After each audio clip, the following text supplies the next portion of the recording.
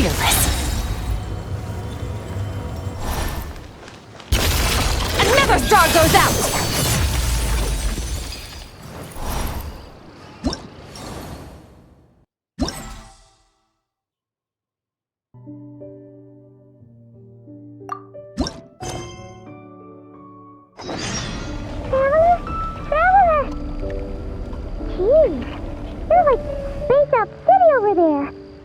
Today.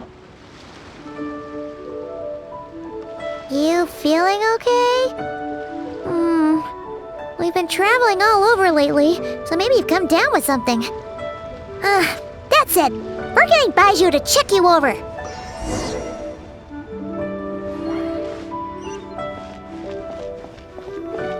Oh. Baiju isn't in his shop. Oh, you're looking for Dr. Baiju. He's resting today, but he said to send any patients to the back room. Ah, okay. Thanks. We'll head on through.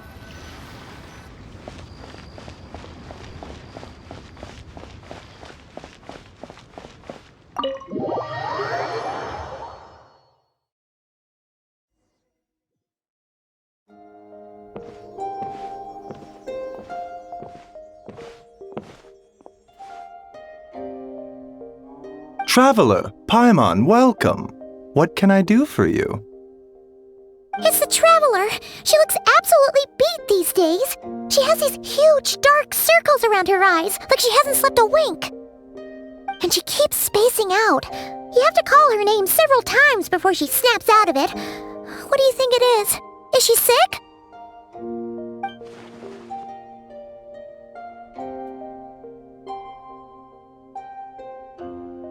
Very peculiar.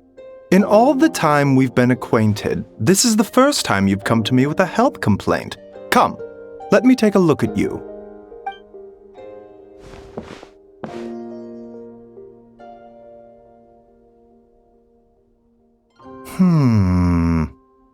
Okay, Paimon does not like that expression, Baiju. It's not serious, is it? Complexion is good, eyes are clear, breathing is steady, pulse is strong. Physically, you appear to be in good condition, Traveler. In theory, your energy level should reflect that. You should be feeling right as rain.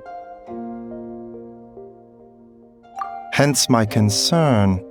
A clean bill of health is usually a good thing, but in this case, it likely means your situation is more complicated. Physical illnesses come with detectable symptoms that can be used to diagnose, medicate, and cure the condition. But afflictions of a non-physical nature, they fall outside a doctor's realm of expertise. Huh? What do you mean, non-physical nature? Curses, dark magic, it's hard to say. It could just as easily be a simple case of mental fatigue. Why don't you rest here for a bit? Whatever it is we're dealing with, clues to your condition are sure to reveal themselves in time. Once we know the root cause, we can administer the right treatment.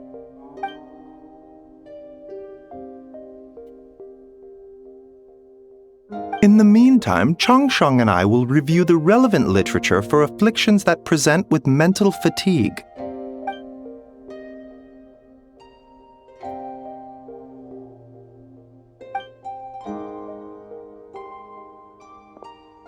Oh, must be a rare condition if not even Baiju and Changsheng have seen it before. Well, all we can do is take their advice. You look like you're about to collapse anyway. Just get some rest. Paimon will be right here by your side. Fingers crossed you'll be all better when you wake up.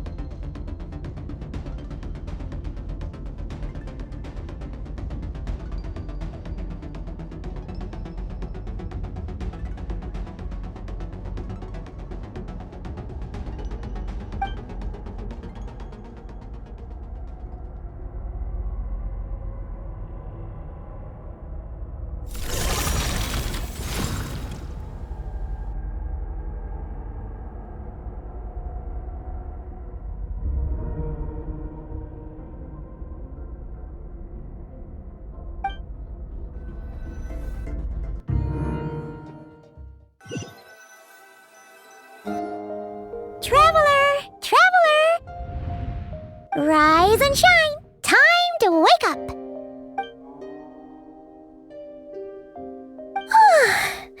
For once, you're making Paimon look like an early riser. It's already afternoon. Hopefully all that sleep did you some good. Feeling any better?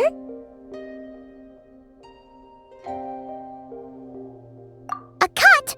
What? Did you scratch yourself in your sleep? Alright, let Paimon take a look.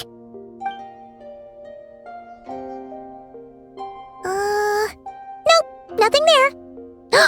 Wait, did you have a nightmare? Okay, don't panic. Paimon heard that dreams tell us what we need by showing us the opposite. So, if you had a nightmare, maybe all you need is something to cheer you up. Come on, Paimon will treat you to something yummy.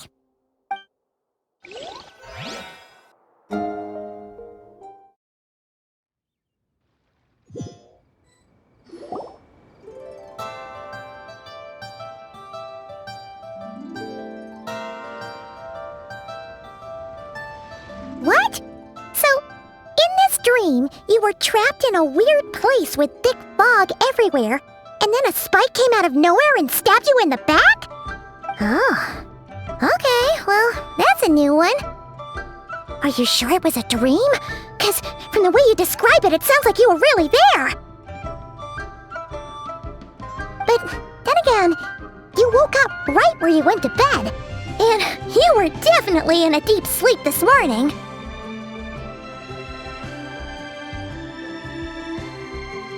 Then, it's decided. Paimon will stay up and watch over you tonight. If anyone tries to mess with you, Paimon will beat him up. Or, wake you up first and then we can beat him up together.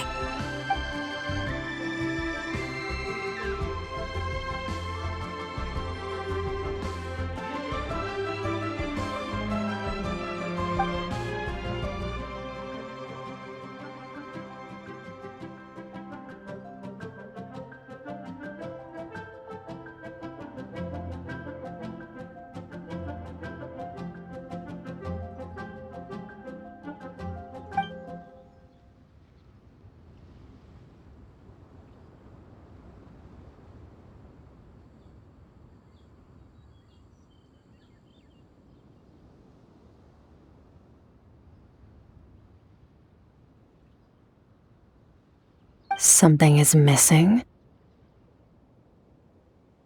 Did you just say something? The flesh remains whole, but the soul is incomplete. Left unresolved, the mind will wither away along with it. Ah! What the? Wait! Paimon remembers you! Your child's master! Skirk?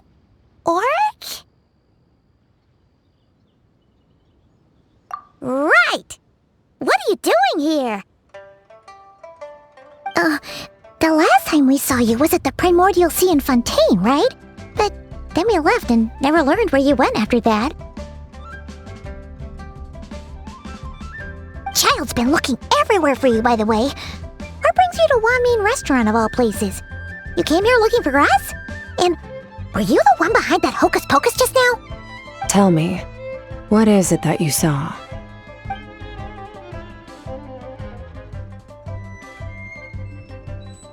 Tight-lipped, huh? I suppose that's fair. You, I'll take a glass of wine. Oh, of course! Coming right up. We make this one in-house. It's not too strong. Enjoy. Chef Mao, I'll take a grilled tigerfish over here. Coming right up. If I knew we'd be this busy, I wouldn't have approved Shenhe's vacation. At the end of the day, what happens to you is of little consequence to me. I'm not here to try and win you over. Trust me or not, the choice is yours. If you want my help, now's the time to speak up. You have until I finish my drink.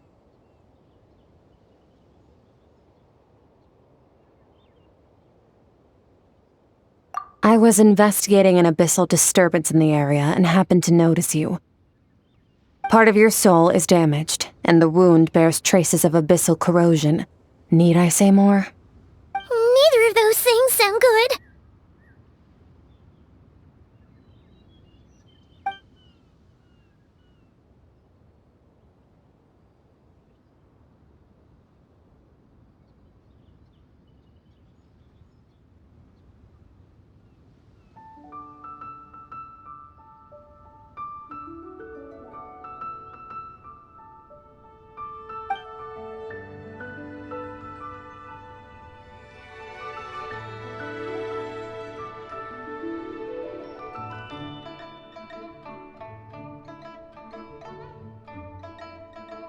Well, should we trust her? She mentioned an abyssal disturbance. Maybe that has something to do with what's going on with you. But we could always find a different expert on the abyss to help us out.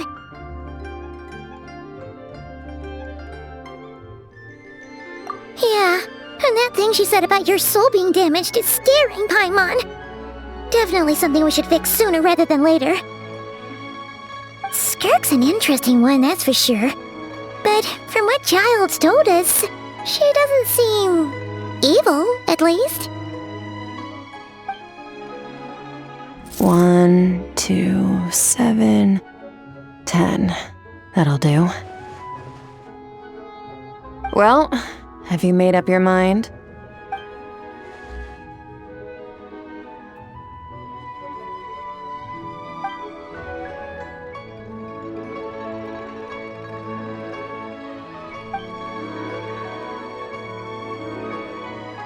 So that's all we know, Miss Skirk. Ma'am, can you help us? So, you couldn't disperse the fog. I understand. Come find me in the Guili Plains when you're done here. Oh, and I left cash for the drink on the table. Settle the bill for me, will you? Oh, okay. Huh? She disappeared!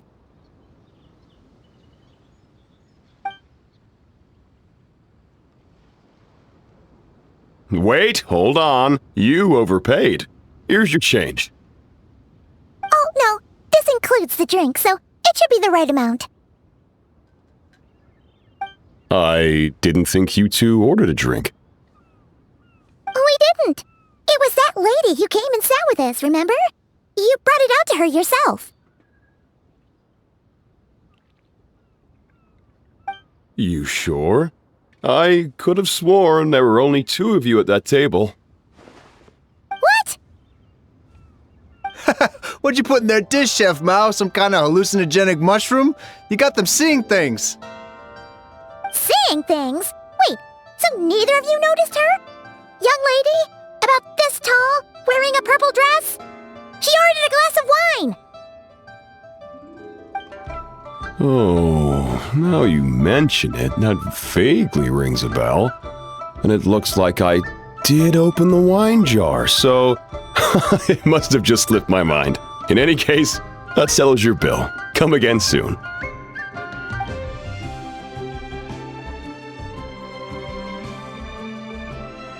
Coming! Okay, what was going on there? It's like they didn't remember Skirk being there at all. Even Paimon was half convinced we hallucinated the whole thing. But that Mora she left for us was definitely real. Oh, this whole situation is giving Paimon the creeps. But anyway, she told us to head to the Guili Plains, right? Let's not keep her waiting.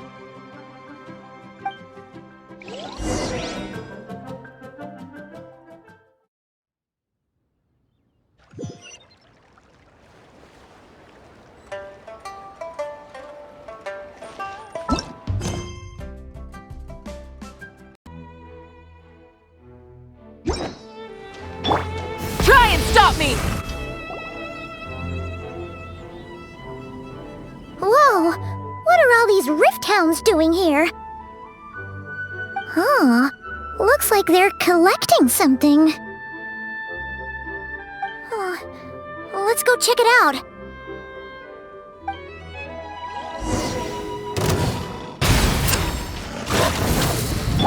Right now, right here, right now.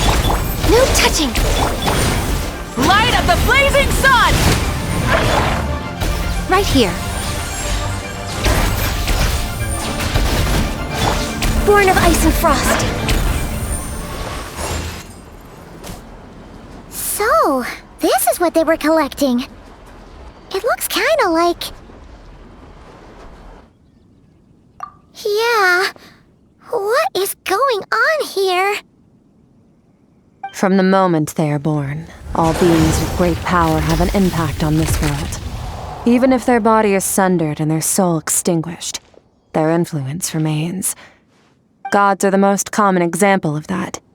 The remnants of gods who fell thousands of years ago remain buried deep within the earth, carrying within them a warped will and a dark curse. Together, these remnants form what you call god remains, and it appears that some of those sealed here were dug up and removed. There are traces left, but they're fading fast. What are you doing? Nothing! Just wanted to make sure you were, real? She's definitely not a ghost traveler. Paimon poked her, and she's solid.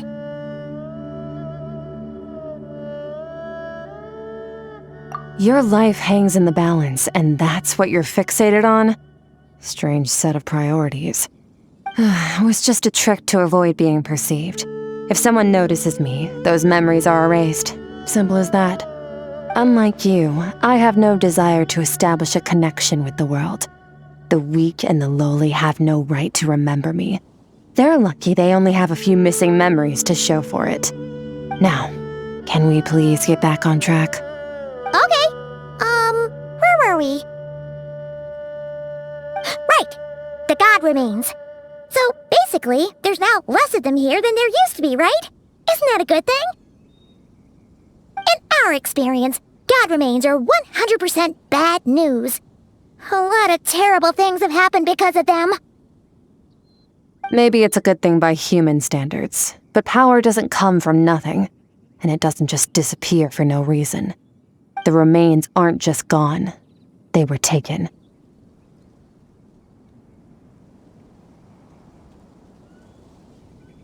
Very clever, traveler. You aren't the only one who had something taken from you. There are victims like you everywhere. The only difference being, you can speak, and the remains cannot, so it went unnoticed. Something similar happened in Sumeru. Within the span of one night, countless consecrated beasts were slaughtered, and a large amount of the god remains buried in the desert went missing. Of course, god remains are just one of the targets. The culprit is chipping away at sources of power all over this world, including the Stella Fortuna above. Wait, you mean...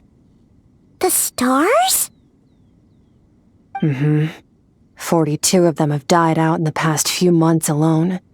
In Conria, people believed that powerful individuals have corresponding Stella Fortuna.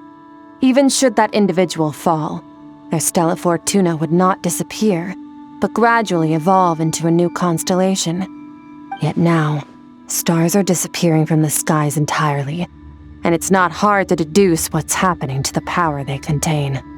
Something has been leeching power from this world like a parasite steals nutrients from a host.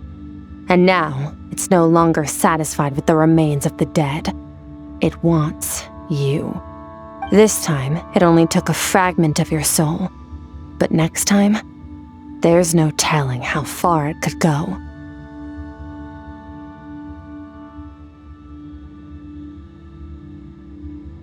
No one knows. All I know for certain is this. Getting back what you lost will not be easy. Considering how much power this entity has stolen, it must be a god-level being by now at least. But that's not the real concern. Souls are fragile things, and yours could easily be crushed if you go up against it. So you're gonna help us, right? We're going to help each other. You are my ticket to uncovering this thing's true identity. Well, great! You seem super strong and you know a lot about the Abyss, so Paimon will take it.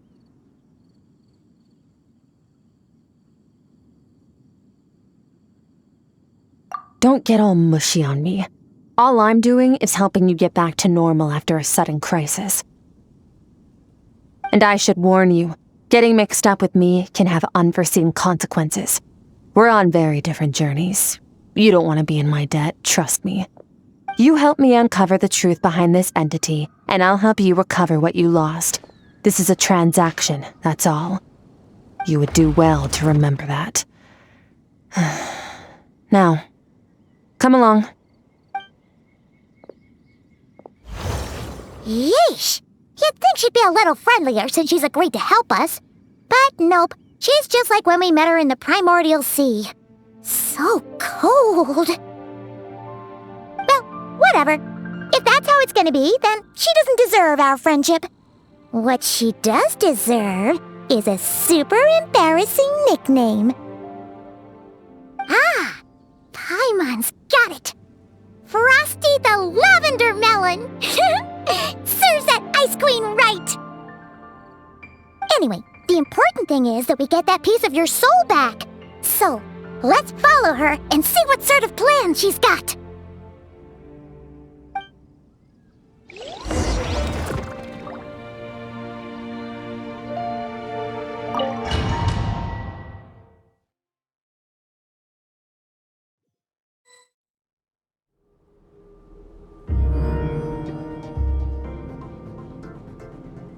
Whoa! This place is way bigger than Paimon expected.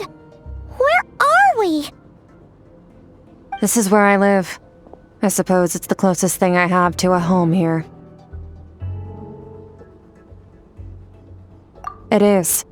I brought you here because time flows differently in this place. I don't know how much Ajax has told you, but when he fell into this space, I mentored him for 3 months. In that time, only 3 days passed in the outside world. Ajax? Oh, right! That's Child's real name! Yeah, Paimon remembers him mentioning something like that. So, a month here is equivalent to 1 day in the outside world? That should mean we're safe from that power-hungry soul snatcher for now, right? Yes, well, I didn't bring you here just to show you around. In the outside world, the traveler could be attacked at any moment. But coming here has bought us quite a bit of time. Now, we just need to figure out how to investigate that place you saw. The one full of fog. Both your description and the abyssal disturbance I felt point to that space having some connection to the abyss. It could even be a domain similar to this one. The thief who stole that fragment of your soul is hiding there. But the abyss is a chaotic and turbulent place. If we want to pinpoint their location, we need to see what that space looks like without the fog. Abyssal power can grant a special form of sight. Have you ever wielded abyssal power before?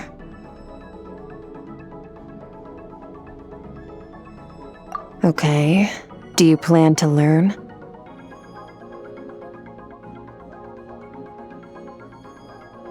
That tracks. All the information you have suggests the abyss is something sinister, and that abyssal power is a wild and dangerous force that always spells disaster. And you're saying that's not true?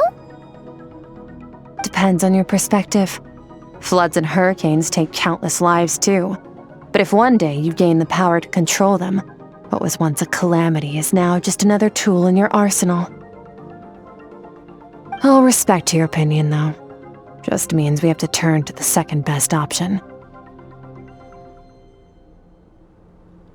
A little abyss crystal that contains my power. Wear it on your head, and we'll be able to perform dream mirroring when we fall asleep. Dream mirroring? It means experiencing whatever the other person is dreaming. Everything they see, think, and feel. Since you haven't studied the art of using abyssal power, and have no plans to jump in the deep end right now, I'll have to do the investigating for you. With dream mirroring, every time you slip into a deep sleep, I'll see with my own eyes whatever scene plays out in your mind. Then, I can guide you through the dream environment, and we'll take back what was stolen from you. Huh. You make it sound so simple.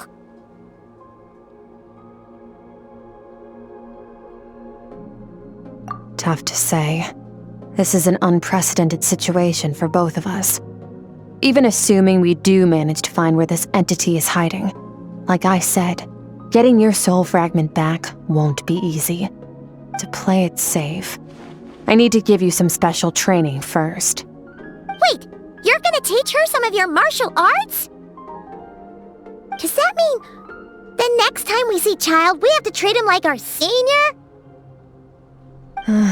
Do as you want. For my part, I don't see you as my disciples. You're already a pretty good fighter. All I'm planning to do is build on your current skills and train you for the specific scenarios that I think we might face. But that's enough talk. If you're ready to do this, then come with me. Time might be more lenient here, but that's no excuse to waste it. Oh, she moves fast. Paimon can hardly keep up with her. So, special training, huh? Kind of a rare opportunity. With your skills, there's not a lot of people qualified to train you. The last time something like this happened was probably anti-Raiden Shogun training, right? Oh, feels like a lifetime ago. Skirk seems pretty strong too, though. Remember how she said that the all-devouring narwhal was just her master's pet? Maybe we really will learn something here.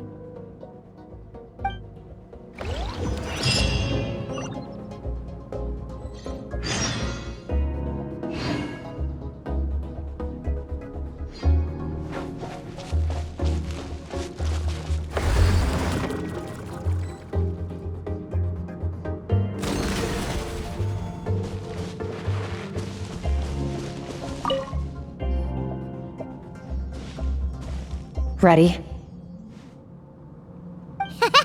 Bring it on! Your training will be split into 3 stages. Testing your blade work, elemental abilities, and reasoning skills. We'll start with blade work. You're no rookie in this area, so I won't bore you with the basics. During your long journey, you've no doubt sparred with a lot of talented sword fighters. Consciously or not, you'll have picked up all kinds of techniques from them. You bet! There's Kaya, Master Jean, Kuching. Oh, and Kazuha, Ayaka. Yeah, we've met sword masters like you in every nation we've been through. You sparred with a bunch of them too, right? Nice to know it's all gonna come in handy now. Don't get too smug. In sword fighting, techniques alone are not enough. You need a cohesive system to bring it all together. A style or school of fighting. To use the human body as an analogy, your style is your skeleton, the foundation, the framework. Techniques are the muscles and other flesh attached to the bones. This is where your strength comes from. Improving your sword fighting is like growing that body. If your frame got bigger and taller, but you didn't add any muscle mass, you'd be weak and flimsy. Then again, if you packed on pounds of flesh without a big enough frame to support it, you'd end up bloated and unwieldy.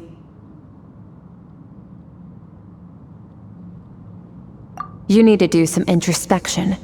Take a good, hard look at your past experiences and figure out which parts of what you've learned are just techniques, and which parts can be used to form your own system of blade work.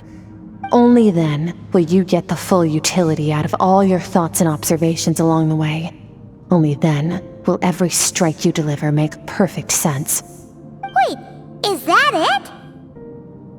Paimon thought you were gonna teach her some cool new moves, like when you went swoosh and opened a tunnel to another place. One day, you'll reach a new level of power where you realize that even that's as basic a trick as any other. But right now, our sword styles are so wildly different that teaching you mere techniques is pointless. There are no shortcuts in the pursuit of power. Failure is your best teacher, and rigor is your coursework. That's all I have to say. Time to make a start. Train until you're satisfied with yourself. Now focus. Destroy the crystal columns as swiftly as you can.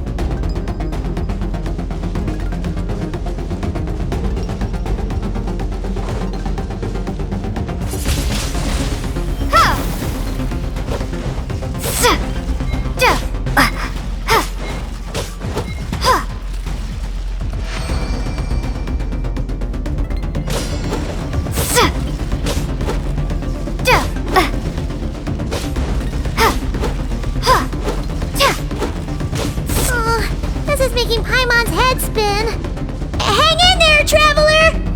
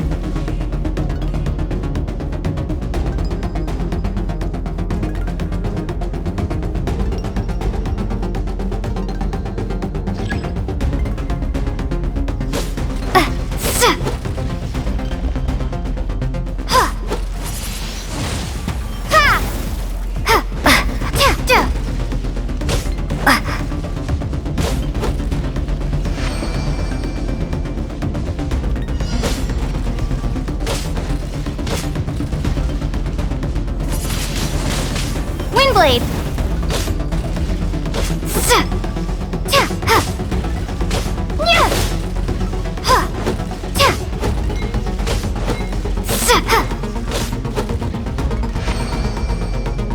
Stay calm.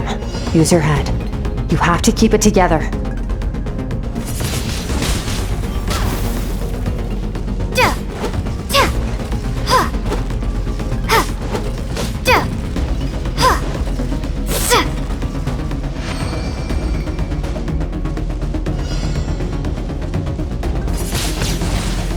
Blade.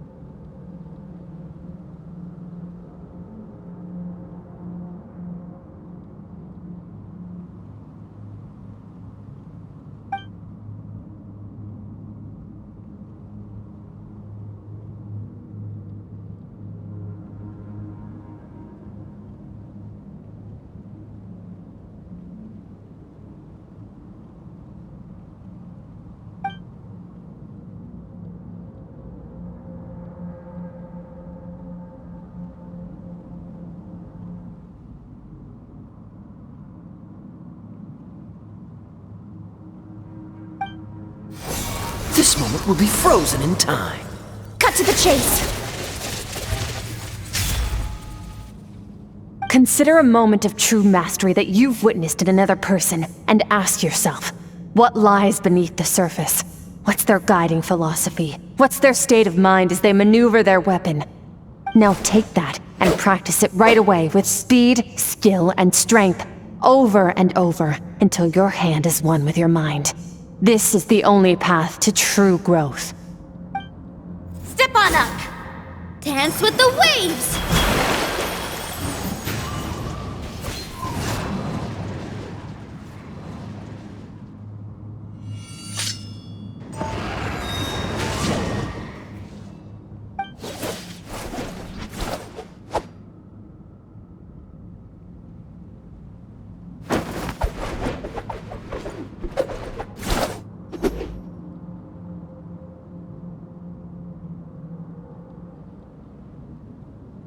If you start to tire, empty your mind, but do not stop.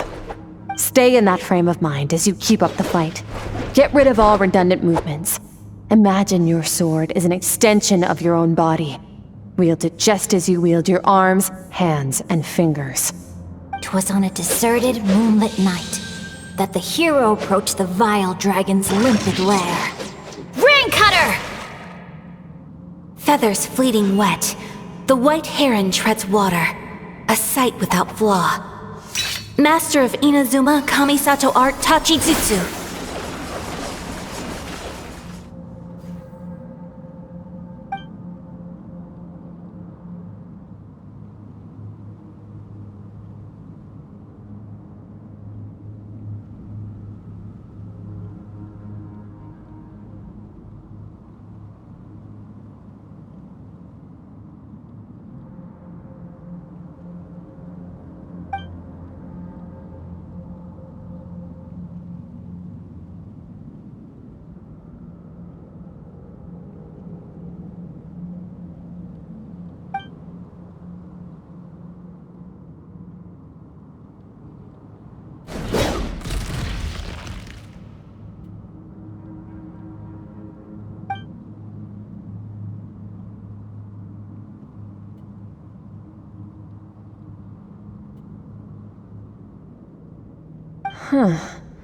Looks like you've made some real progress.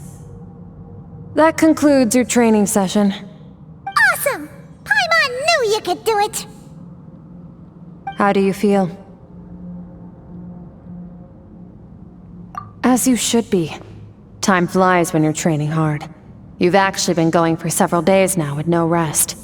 Yeah, meanwhile Paimon's had a whole bunch of naps. But you were so focused, she didn't want to interrupt you. Go get some sleep. I'll be doing the same very soon.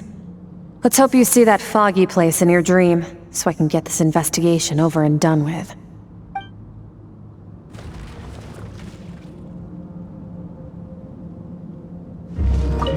Sometimes, you have to practice a single movement 1,000,000, maybe 10,000,000 times, before the breakthrough moment comes. Nothing in the outside world can help you in this process. The most important thing is to remain patient.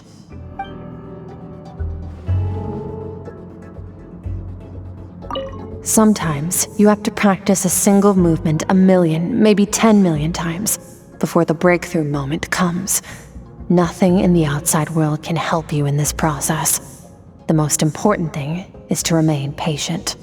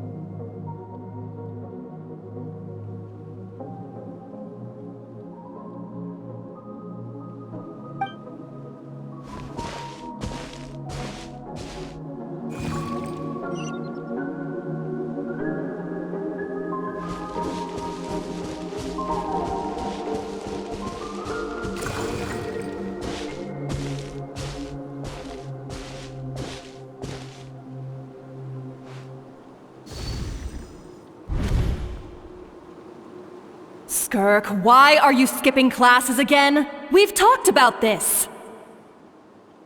'Cause he's a crabby old man, and he's a boring old man. I don't like going to his classes. Excuse me! You shouldn't talk about your teacher like that! It's very disrespectful! Alright, let's not get into a big fight about this. Skirk's learned what she needs. There's no point forcing her to sit through more classes if she doesn't want to be there. But I'd still love to hear about what you got up to yesterday. Why don't you tell your dad all about it? I went diving, and I saw this huge fish. I never knew they could get that big. It looked kinda dumb though, with that stupid big fat head. I tried to shake its fin, but it just spat water at me. Oh, and today, I'm gonna go to that prairie up north. There's supposed to be this giant bird there that can spit fire. I bet if I climbed on its back, it could fly me all the way to the stars. Then I suppose your old dad should get one as a pet too. Otherwise, how are you gonna hear me call you for dinner up there in the stars? When it's time to eat, I'll come back on my own, Zilly. Anyway, gotta go. Bye, Mom. Bye, Dad. Wait! Put on a coat at least, you'll catch a cold! I'm talking to you, young lady! You spoil that child, you know. Ever since that merchant ship arrived, she practically lives outside. Always going on about exploring the beyond one day, whatever that means. Ah, let the kid do what makes her happy. Besides, we both know you're all bark and no bite. Come on, our little adventurer is gonna be hungry when she gets back. Let's get started on dinner.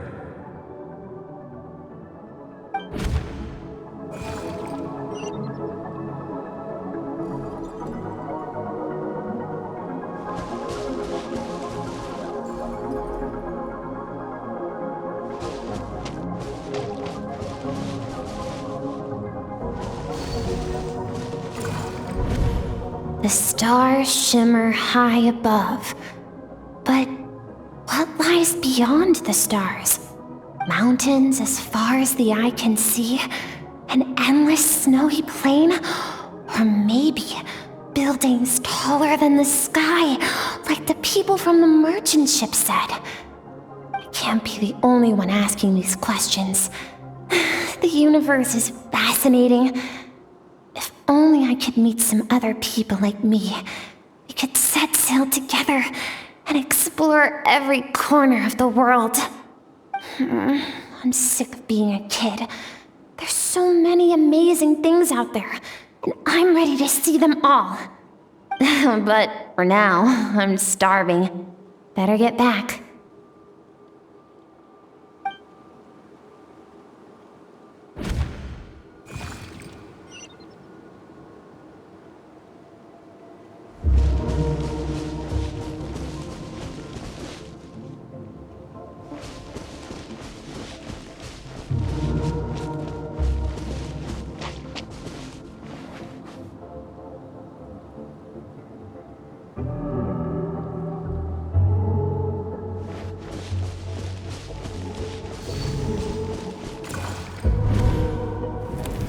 Don't let a single one of them get away!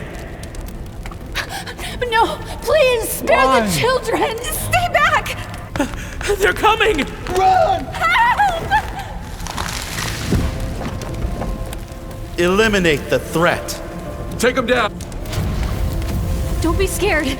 Ah! This way! We'll never make it! Fire. There's fire everywhere. What happened? I told you we shouldn't have trusted these outsiders!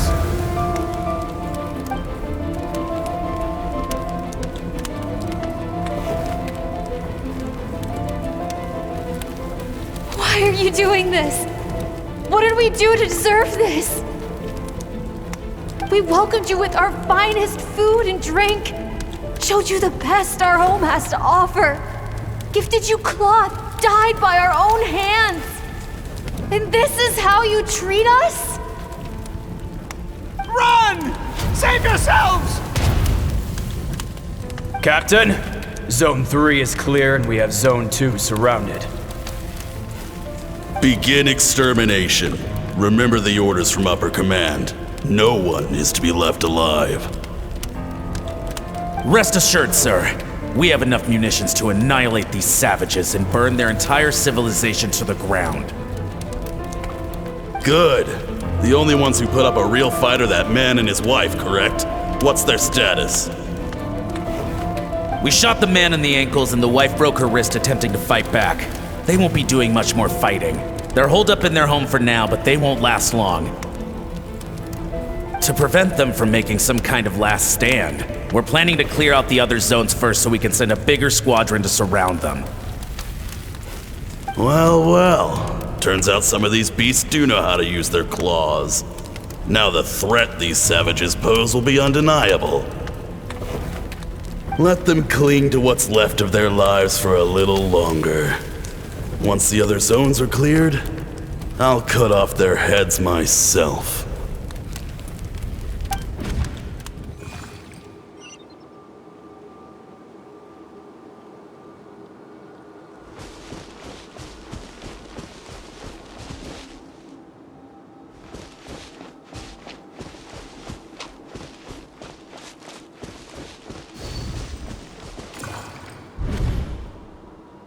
Dad?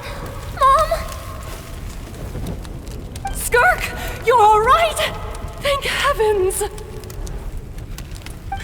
I'm so happy to see you, sweet girl. But you need to go. It isn't safe here. They'll be back any second. What happened? You're bleeding a lot. Dad? Mom?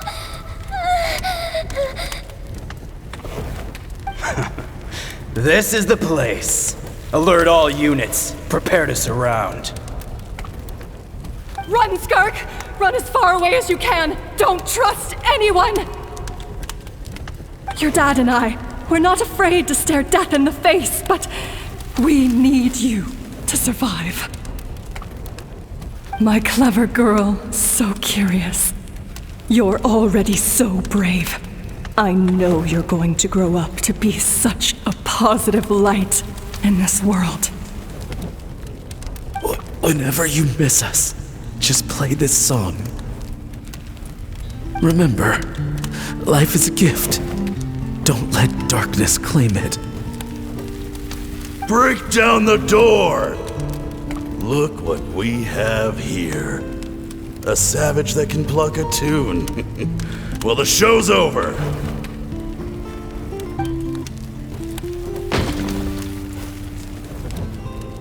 You! Stop singing! Shut it! I said shut it or I'll make you! Fine. Have it your way!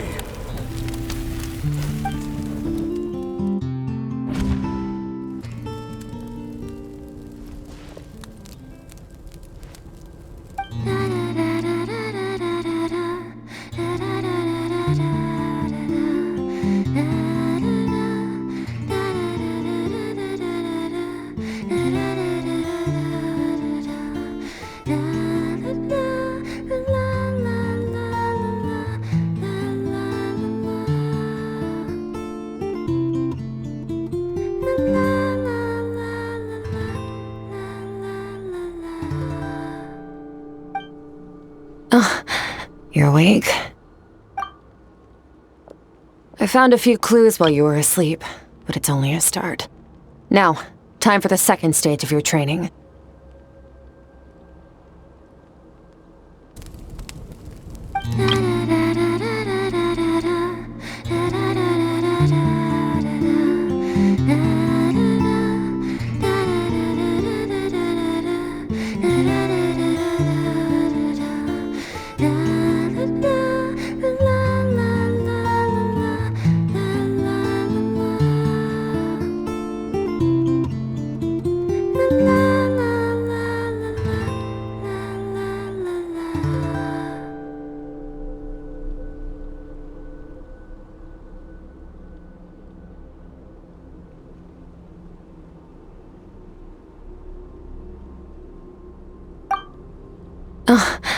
You're awake?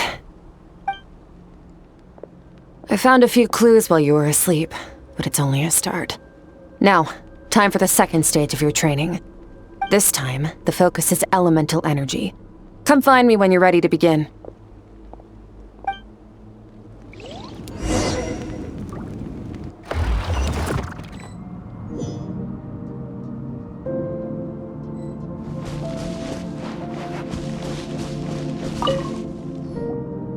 Man, staying in the abyss feels so surreal, don't you think?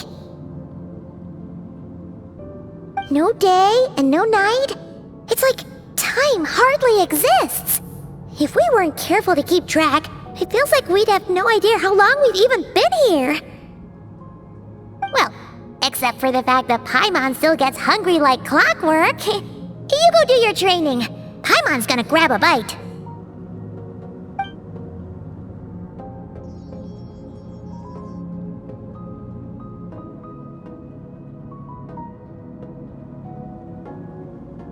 The way I see it, the pursuit of power is divided into 3 stages.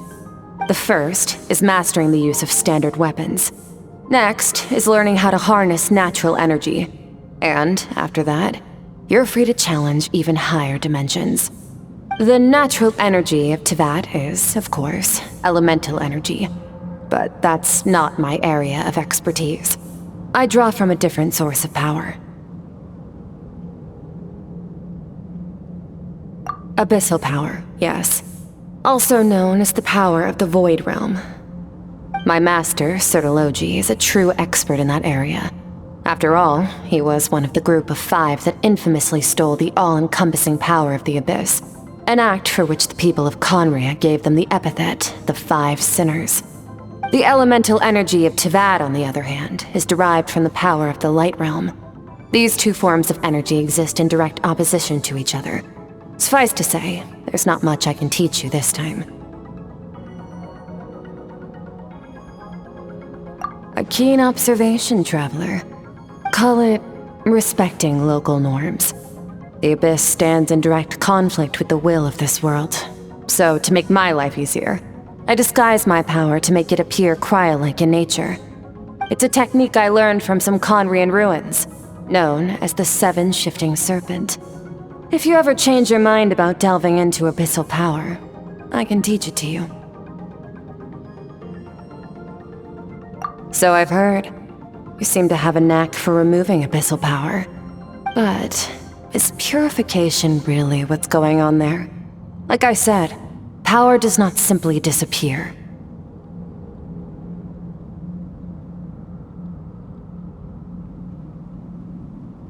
Just thinking out loud. Let's focus on your elemental training. That's what's gonna help us if the situation gets tricky. True growth comes from adversity, but only if you make the choice to pick yourself up again every time you fall. So, it's time to push yourself to the limit, and then keep pushing. This is the only way to advance at pace.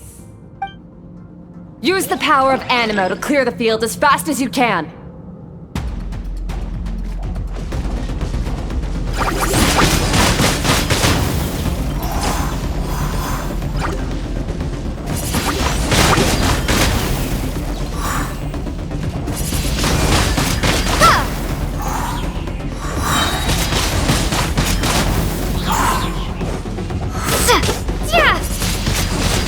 Windblade!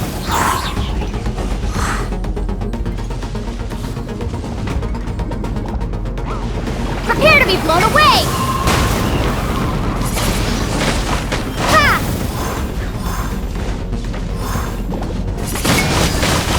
Windblade!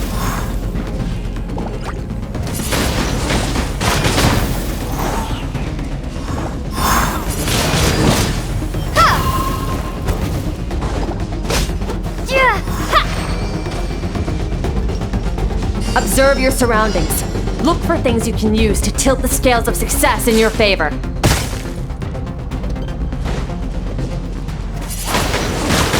Ha! Windblade! Ha! Windblade! Yeah!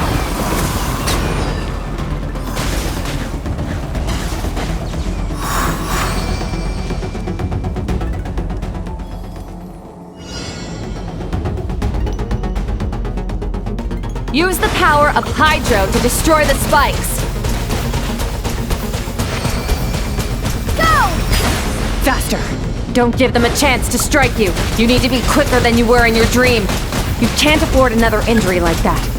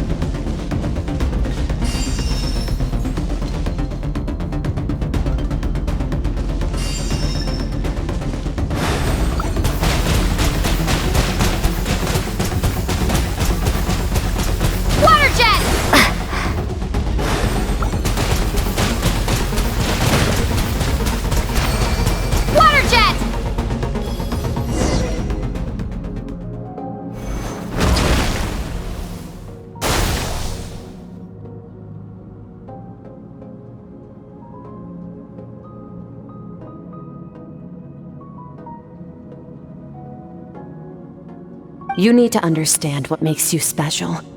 The ability to wield elemental energy without a vision and switch between the elements at will.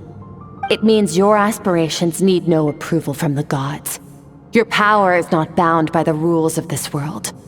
So be bold. Do not be afraid to chart your own path.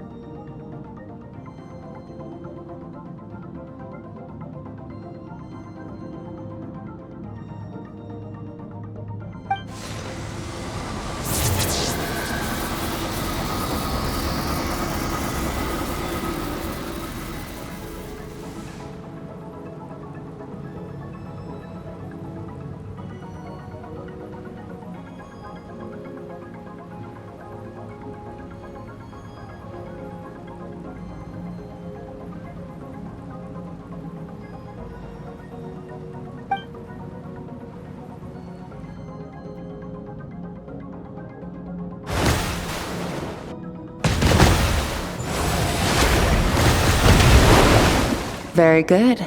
It seems you've reached a deeper level of connection with the elements.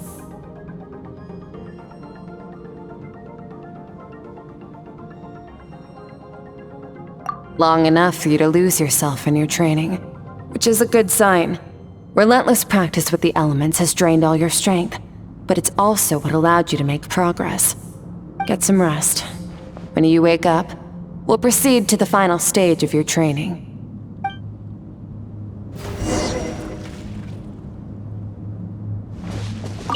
If you wish to master the elements at a fundamental level, you must see the entire natural world. Nature in all its places and forms. That is part of what it means to be a traveler.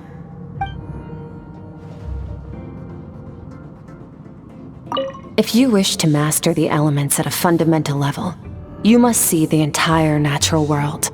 Nature in all its places and forms. That is part of what it means to be a traveler.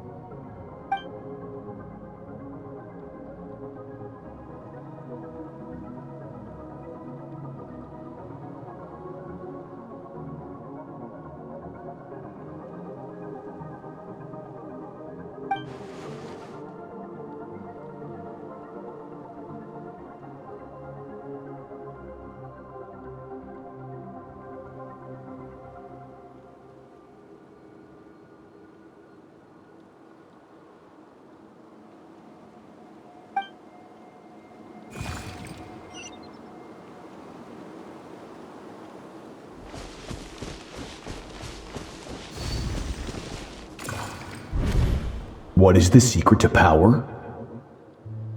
Longing, hatred, self-preservation. No, it is fear. The fear of losing those you love. The fear of watching your home burn.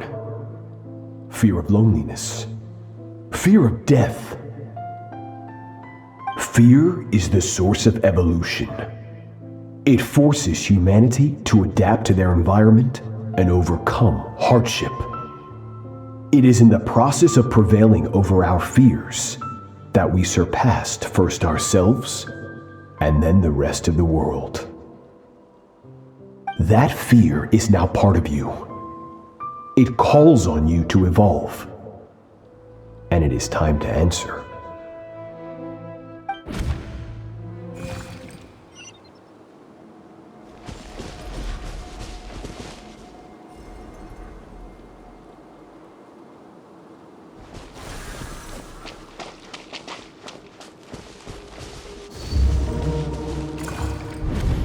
Any minute spent missing home is a minute wasted. Practice your sword work instead. Do not make me tell you twice. But, Master, I can barely lift the sword anymore. If I keep going, I feel like my wrist is going to break. So it has not broken yet. Then pick up your sword and keep practicing until it breaks. I want to hear the cracking and splintering of bone. After all, bones can always be reset.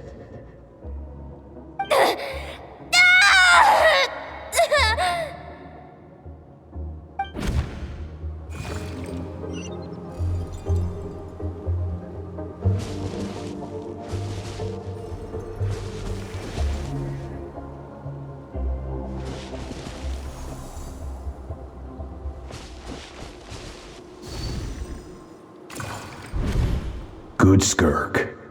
Once again, you survived. How do you feel? Cold and pain. These are signs that you are adapting to the abyss. Each time the flesh is torn and the spirit crushed, each time you claw back from the brink of death, you become stronger. I now understand why these people sought to destroy your homeland. Your potential goes beyond even what I could have anticipated.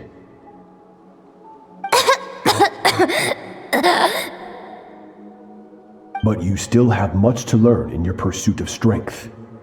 Your mind is rife with distractions. From now on, I shall show no mercy in your training. You must learn to shut out all the pointless emotion, crush the self that makes you weak, and become master over your physical form.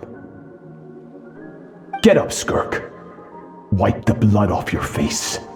Cut away the rotten parts of your flesh, and mend what is broken. Then take up your sword.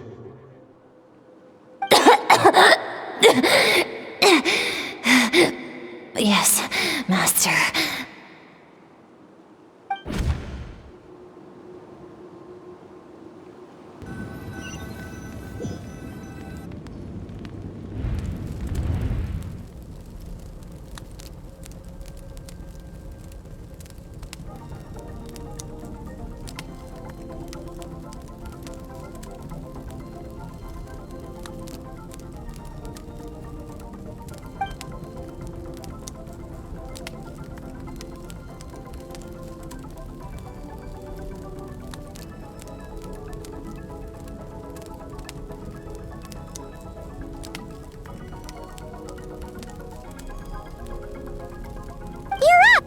Hopefully you got some good rest.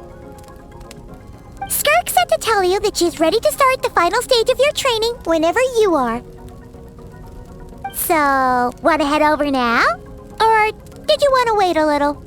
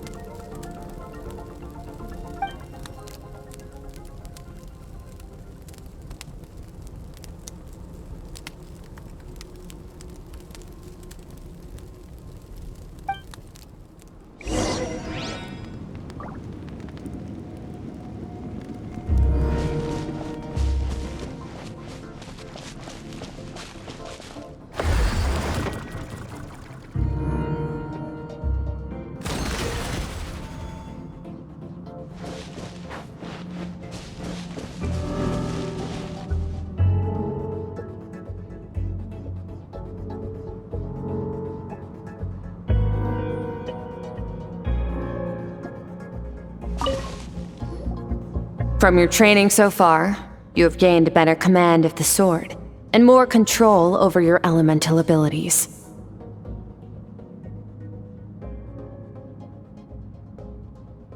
That's only part of it. Experience is the real teacher. Your journey, the friends you have made, the dangers you have faced. These have taught you more than I ever could. Now, it's time to focus on how you react under pressure. You must be able to think rationally, even in unpredictable combat situations. To simulate this, I'm going to attack, and you're going to block. Ready?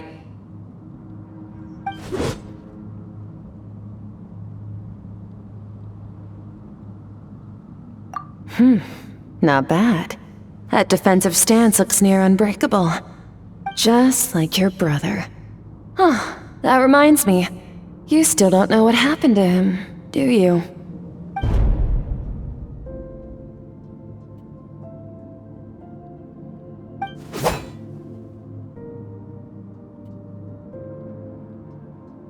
Hey, no fair! That's cheating!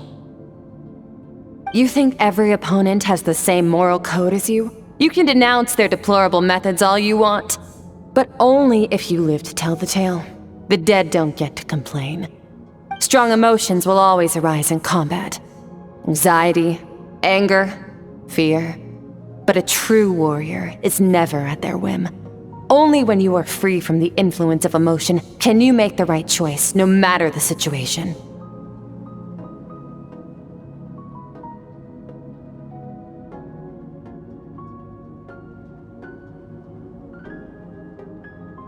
How amusing. Almost sounds like you think you know me. But you don't. You can choose your own path. We are not the same. Let's begin. Try to use reason over emotion. Make the most rational and advantageous decision in any given moment. This is your final training session. Look alive. Same drill as before, but this time I'm going to interfere. Hold your focus.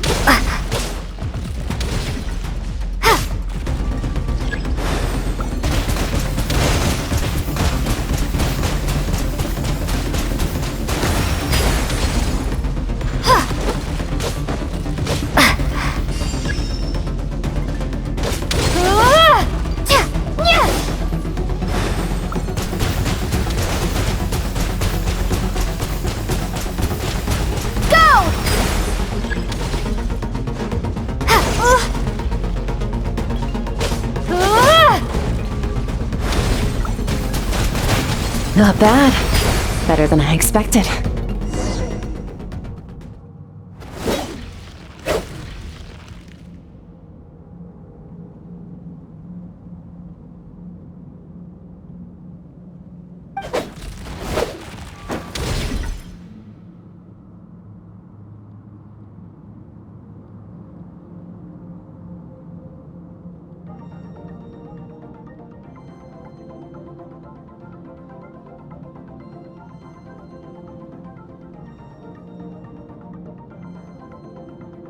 You're getting the hang of it. The first step to controlling your emotions is controlling your mind. You want a unified train of thought. It all comes down to focus.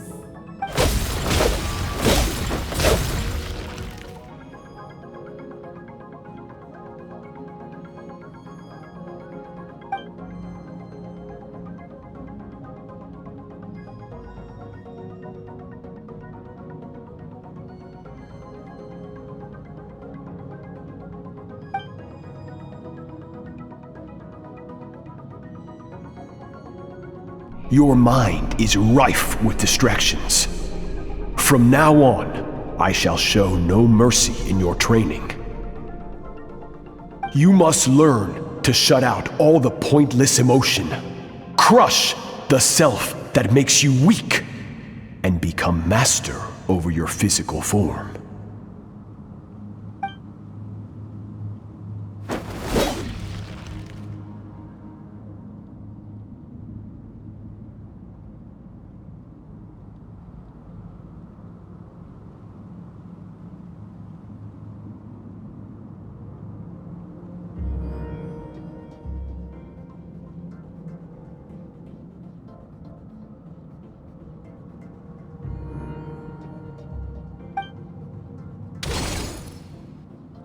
Stop.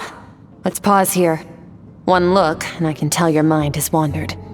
That's to be expected. There's a limit to how long a human being can concentrate on one thing. Staying calm and focused sounds simple in theory, but in practice, it's more demanding than sword work or elemental abilities.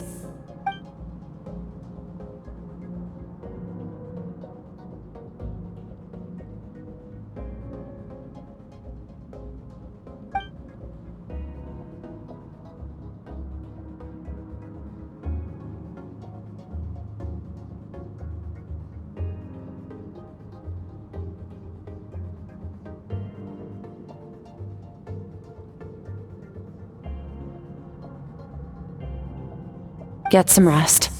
No point training further if you're already dead on your feet.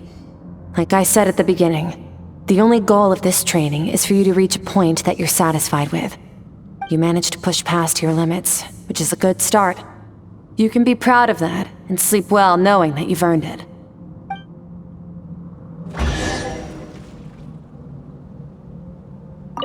Warriors will train day and night to perfect their skills, but when the battle comes, their fate may be decided in a matter of minutes. One mistake, one moment of hesitation, and just like that, all their blood, sweat, and tears were for nothing. You need to push yourself to perfection, or you might not even live to regret it.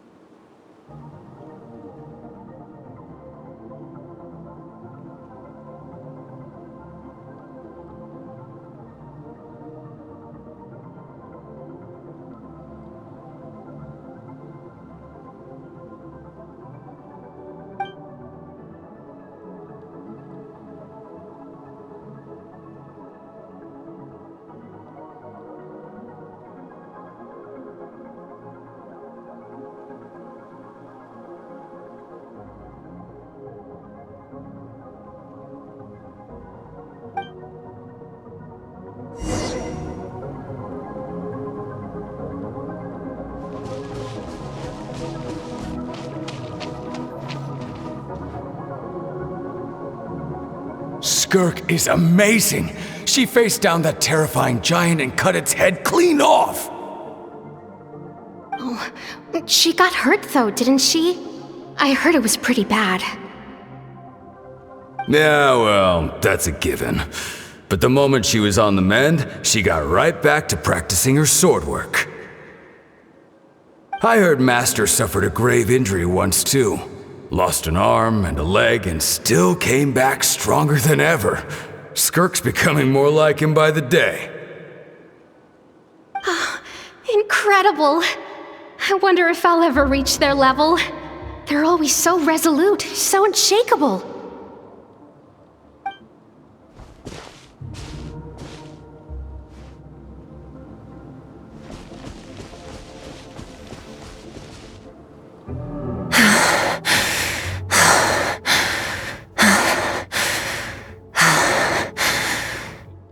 Pathetic. You're not even trying.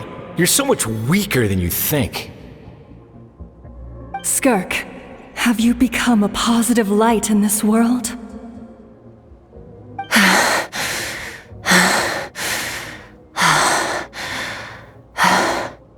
Do you even remember how many of us perished in that fire? How many bodies were left to rot on the scorched earth? Yet you alone live on. Keep your gaze fixed on your blade. You don't deserve to rest. I have so many questions. I just want to jump in a spaceship, explore the whole universe, and get answers from the stars. I just need to wait till I'm grown up. Then I can do anything. Now, you must bid farewell to who you were in the past and become someone stronger. Run! Skirk! Run! Only death awaits us here. Keep running, and don't ever look back.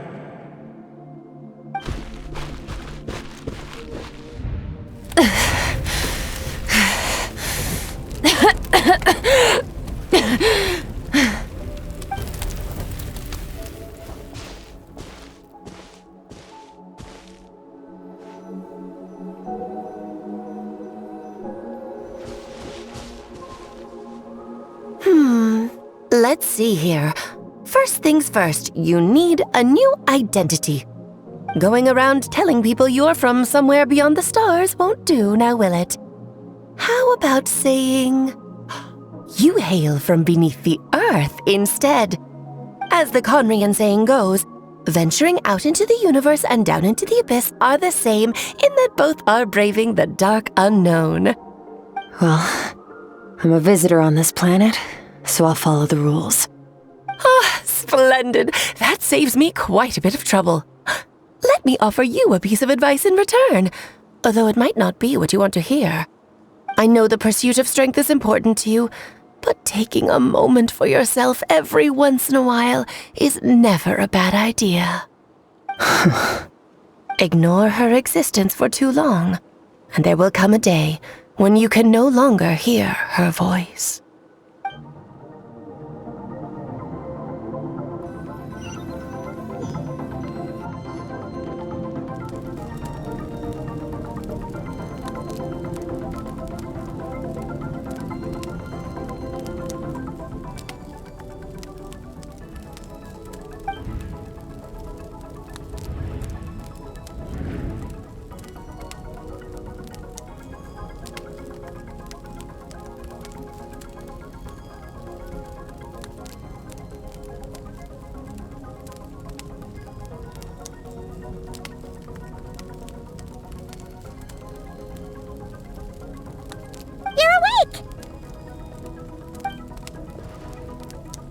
Be starving, right?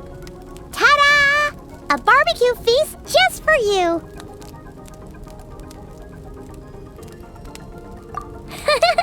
Of course you are!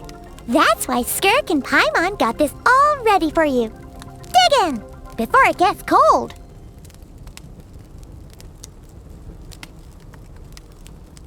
Ah, well, if you're around someone long enough, it's bound to happen. Plus, Skirk can cook. So, Paimon decided she can forgive the whole Ice Queen thing. Paimon's not one to hold a grudge. Here's an idea. Let's save the chit-chat until after the meal.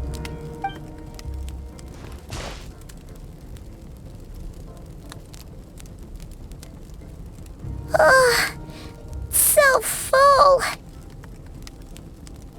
Okay, it's Paimon's turn to sleep now.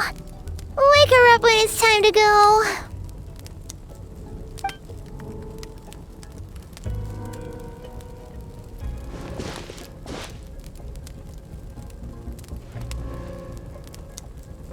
I have good news. First, your training is complete. You have what it takes to wield immense power. Now it's just a matter of putting it into practice. Continue to learn from your journey and hone your skills against formidable opponents. Second, I've located the culprit we've been searching for. Next, we just need to retrieve the missing part of your soul, and our business will be concluded.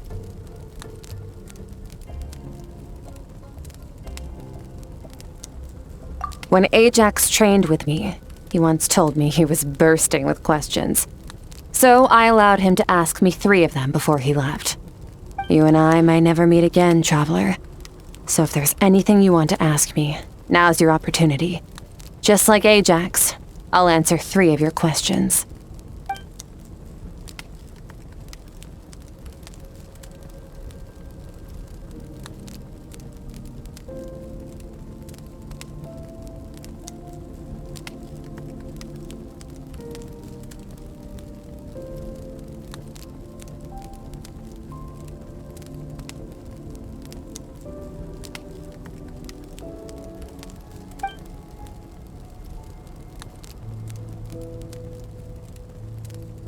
Okay, not the angle I was expecting. What makes you ask that?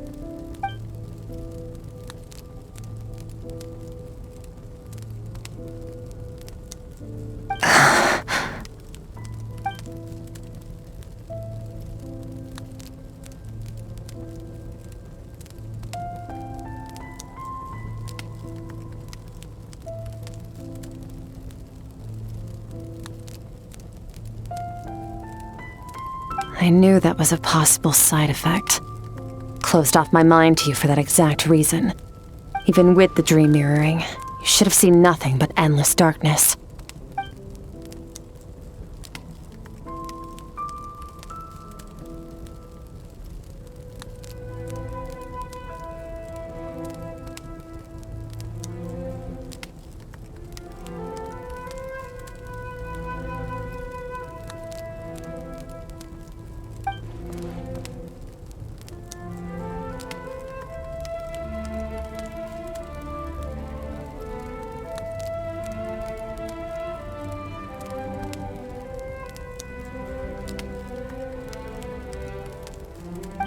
Whatever. Must have been a flaw in my execution. I shouldn't be too surprised. Due to some recent circumstances, my self-control has been lacking as of late. Since you've seen what you've seen, there's no reason to hide the truth. All I ask is that you keep it a secret. No, I'm not from Teyvat. I'm from a different planet. And there was a time when I journeyed through the stars. A lot like you in some ways.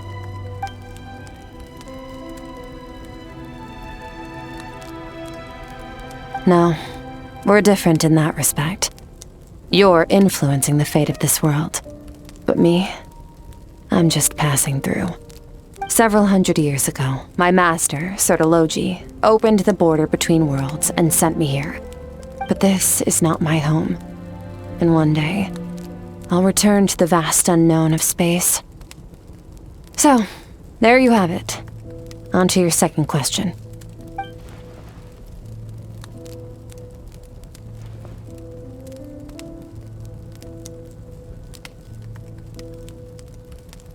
Become stronger. For certain reasons, I need to bridge the power gap between me and my master as quickly as possible. But first, I need to understand the source of his strength. To do that, I need to follow in his footsteps, walk the path he once walked, and somewhere along the way, I'll find out how to defeat him. That is my sole focus and purpose. Okay. You have one question remaining.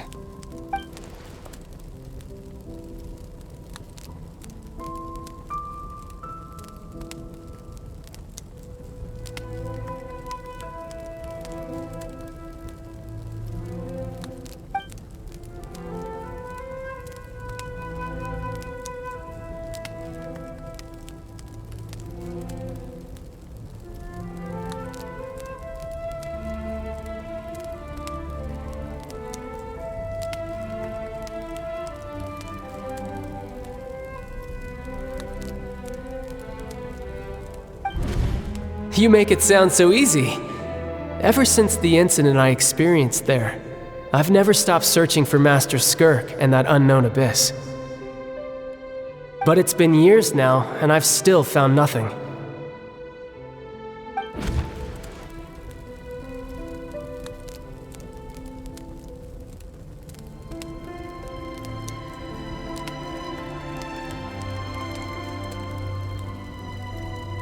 Well, your last question?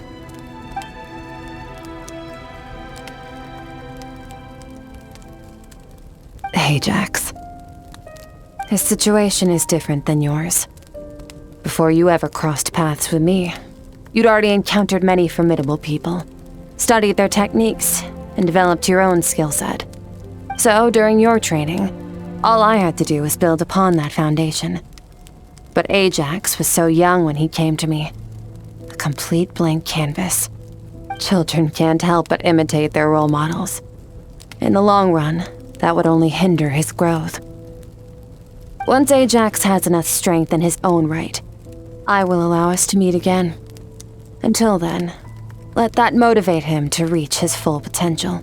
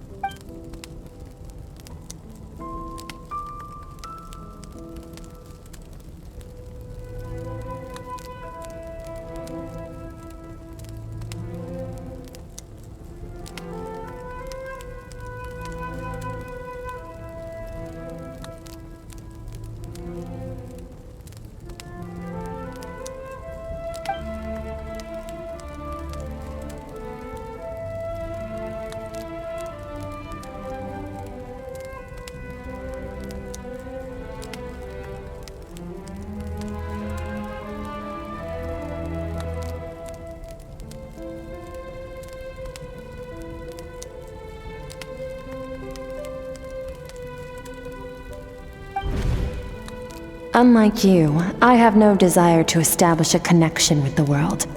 The weak and the lowly have no right to remember me. They're lucky they only have a few missing memories to show for it.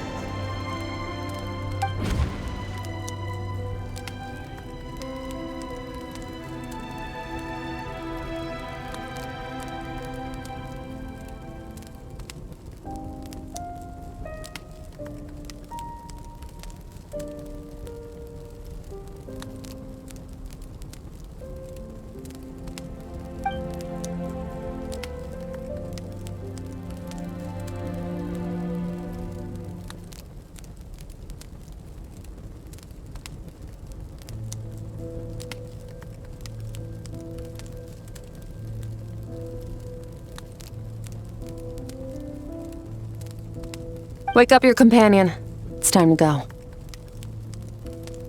Oh, and everything I just told you. Best keep it a secret from her as well.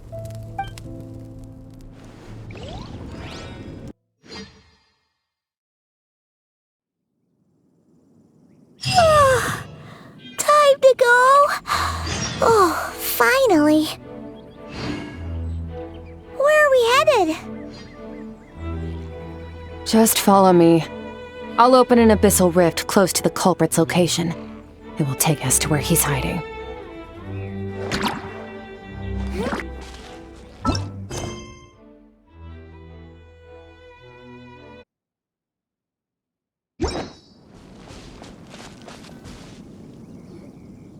Wait, this is near the chasm, right? Yes. If we enter from here, we'll be able to reach that place from your dream. You have some experience with abyssal domains by now, but still, this is someone else's territory. Best to proceed with caution. Don't worry, Paimon's an expert at hiding behind other people for safety. Oh, but, that means you need to stay safe, traveler. All right. Remember your training. Time to put it to use.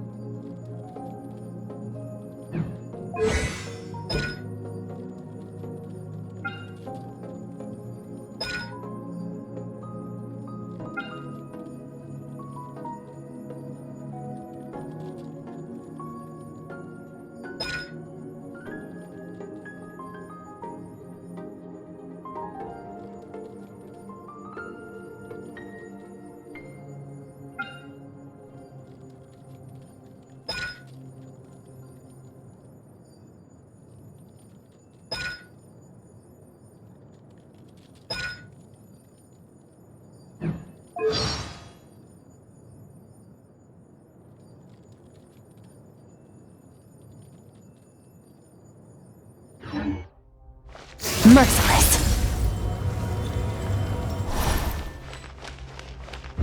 Yeah! Into the void!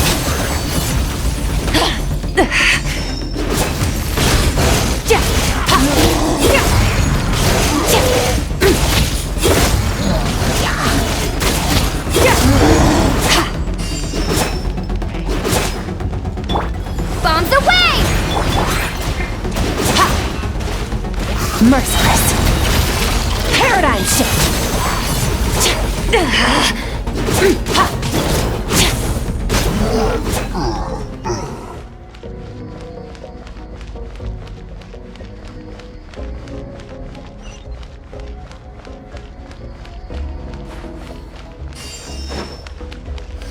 Whoa!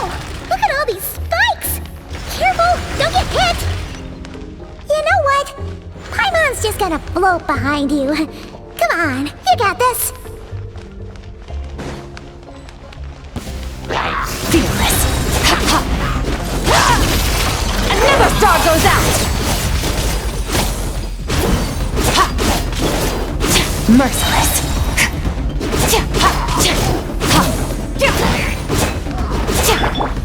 Water jet! Annihilate. Power. Hey, what are you two doing here?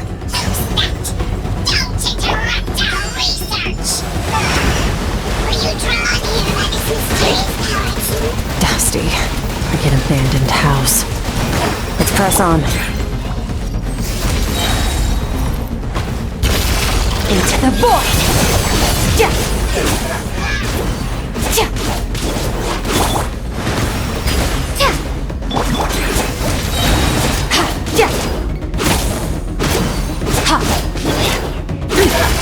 Paradigm shift!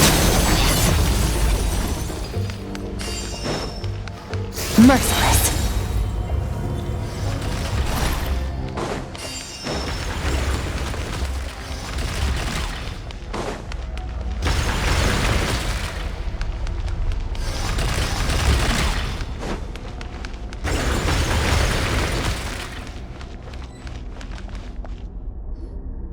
Oh, looks like this is a dead end. Did we make it to his hiding place? Ugh, this fog is making it impossible to see anything! This should be the place where you were attacked, Traveler. The missing part of your soul should be nearby. Can you sense where it is?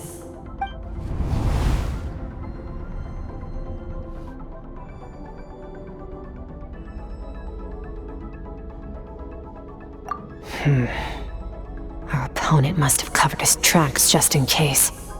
Otherwise, you should have sensed it much more strongly.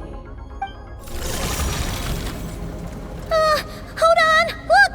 The spikes are back! Stay calm. Let's hold back a little.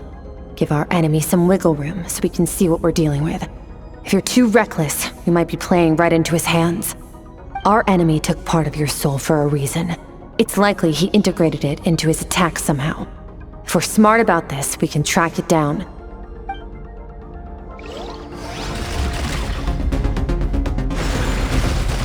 You overestimate yourself.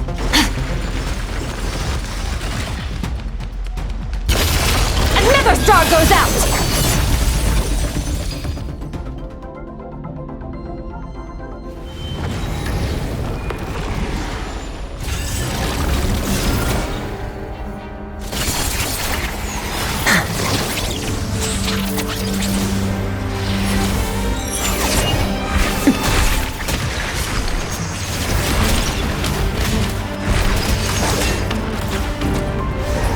From the start, the attacks have been focused on me. Trying to break through my defenses? I see.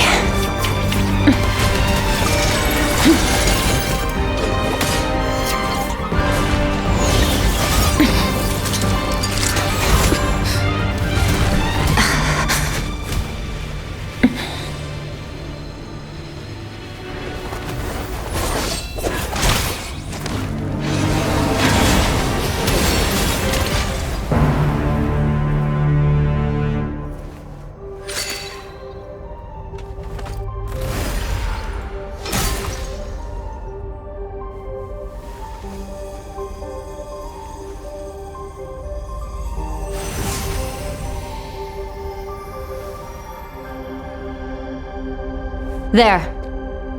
I got it back. Traveler! Skirk! What happened? It looked like Skirk just got...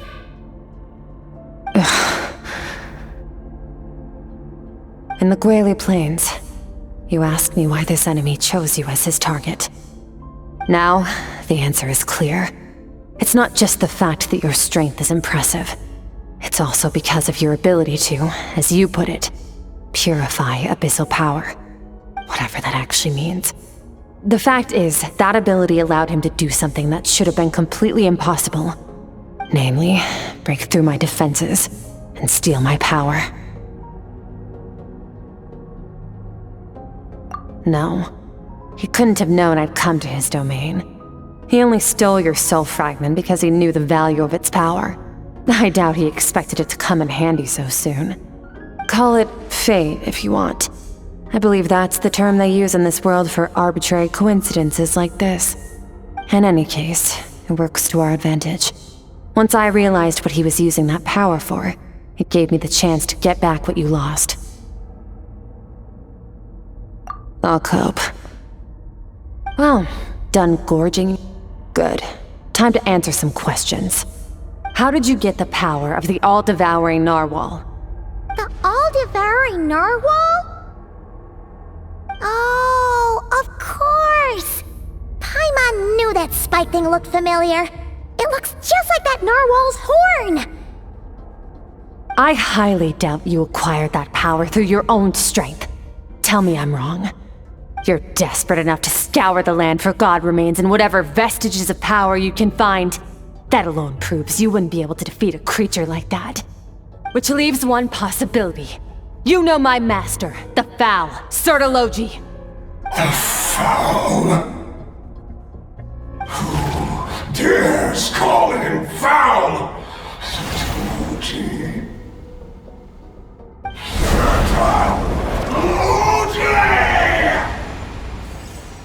What's wrong? Bit off more power than you can chew? You're struggling to hold a basic conversation. Just a little longer. I'm still...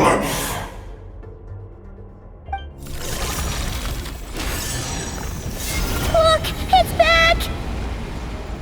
Those obsessed with power will let it devour them before abandoning their pursuit.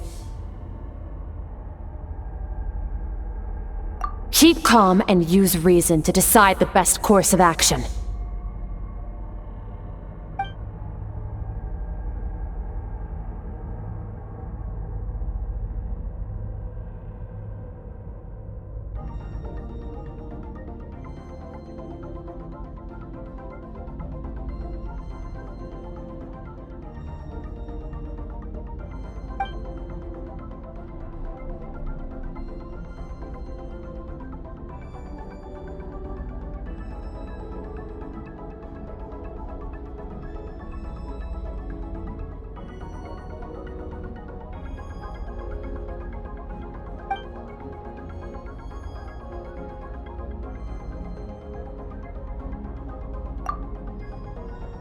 Wise decision.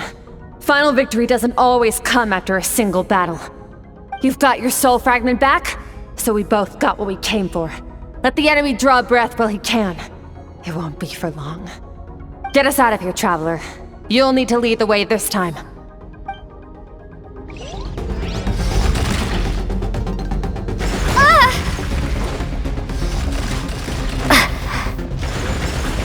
Skirk, is your shoulder gonna be okay? The wound is minor. It'll heal in no time. You should focus on getting out of here alive instead. Uh-oh! Falling spikes! Run!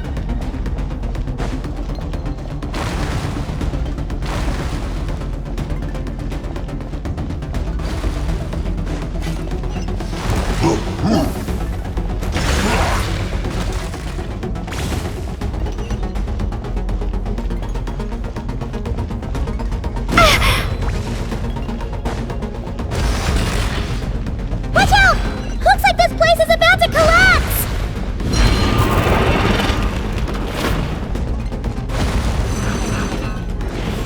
So, this guy's power has something to do with the all-devouring narwhal. Did you know that all along, Skirk? I had my suspicions. That's why I decided to investigate in the first place. But suspicions only get you so far. I needed to verify it for myself.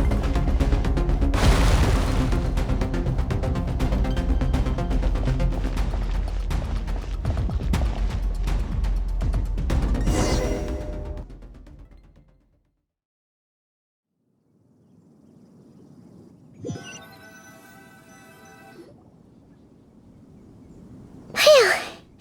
Oh, we should be safe here, right? I no longer sense his presence. Can't have followed us out of that abyssal domain. Weaklings like him will find that my power is not so easily controlled. He won't be leaving that place until he's managed to digest it. You seem surprised. I suppose that's fair. You've seen but a fraction of what that whale is capable of. That gaping maw could swallow a planet whole.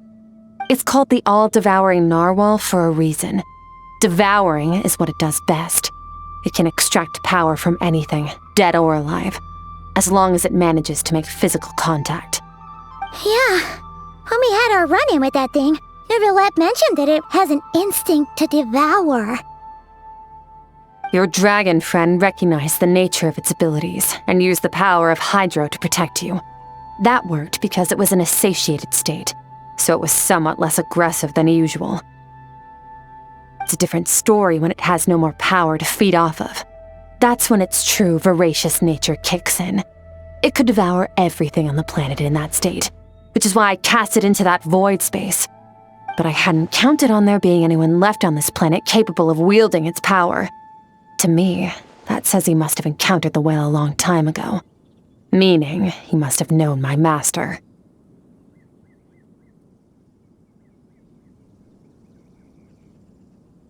Exactly. It told me everything I needed to know. Hence why I said we both got what we came for. And I believe that brings our transaction to an end. Now that you're whole again, you can get back to your own journey. I'll handle the rest of this situation myself. No way! We can't leave now! Something was stolen from you because of us! We have to help you get it back! This isn't my first taste of failure or losing power. When you fall, you get back up again and become stronger. That's how it is. But what if that monster finds you before you're all better? Plus, how are you gonna get home? It's not like you can just go swoosh and open a door to the abyss again. Not without your full strength. So, sticking with us for the time being doesn't sound so bad, does it?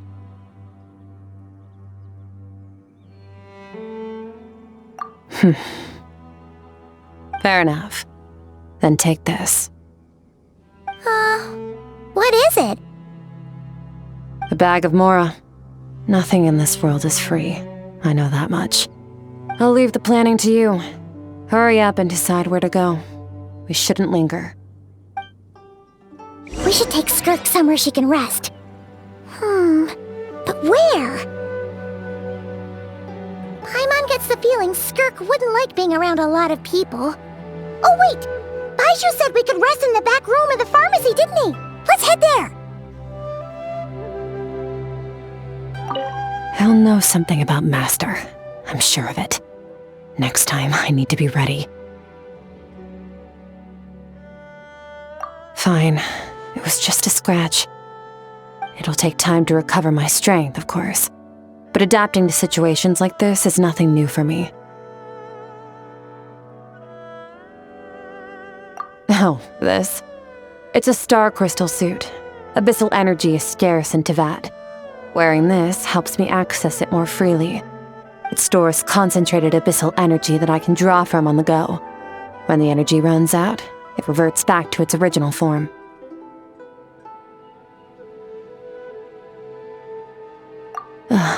Found somewhere to rest. Well, lead the way then.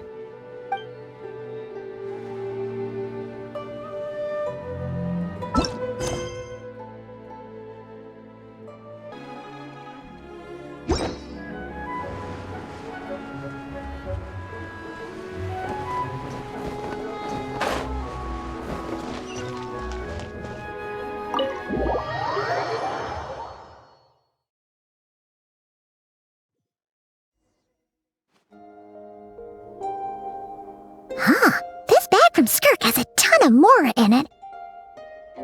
Does she have a job or something? Wait, no. After what we saw at Wamin Restaurant, that seems impossible. Can you imagine? It would go something like... I'll be collecting my paycheck now, boss. Oh, sure thing. Wait, who are you? Have we met? Huh. Can't hold a job if you make everyone forget about you. So, what did she do to get all this Mora? Claimed some buried treasure, took care of a few monsters that were causing trouble. Nothing untoward. It's safe to use. Ah! You heard all that? A sonorous voice like yours is hard to miss. I wouldn't be surprised if the sound of it traveled to the nearest mountaintop. Then, did you by chance happen to hear Paimon's little, joke earlier? You mean when you called me Frosty the Lavender Melon?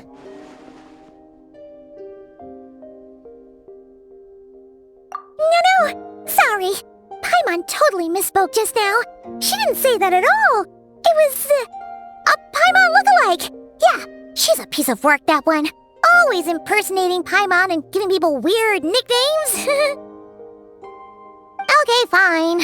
The truth is, Paimon didn't like you all that much at the start, but things are different now. You helped the Traveler in a big way, so what do you say? Friends? Ugh. I noticed there was only one bed. Go ahead and get some rest. Wait, what about you? I don't get tired, and I don't need rest. I'm going to practice my sword work. That should help me regain some strength. But your shoulder... Hey, don't just leave! Ah, whatever. Let her tire herself out. She'll come back eventually. Let's get some sleep, Traveler. That comfy bed is calling, Paimon.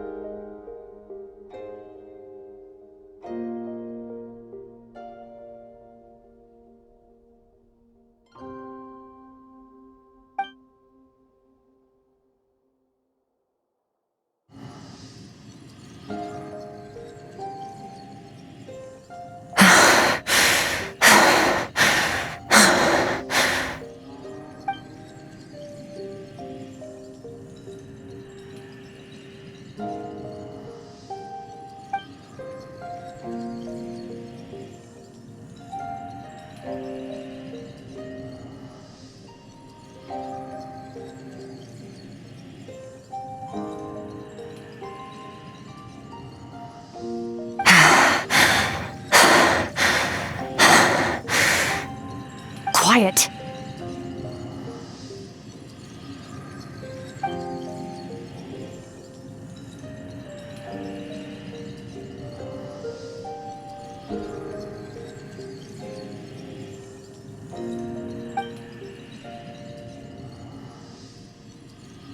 Do you even remember how many of us perished in that fire?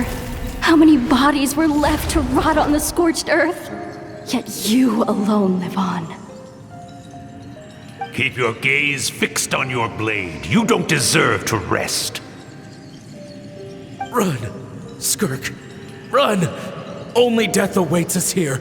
Keep running, and don't ever look back.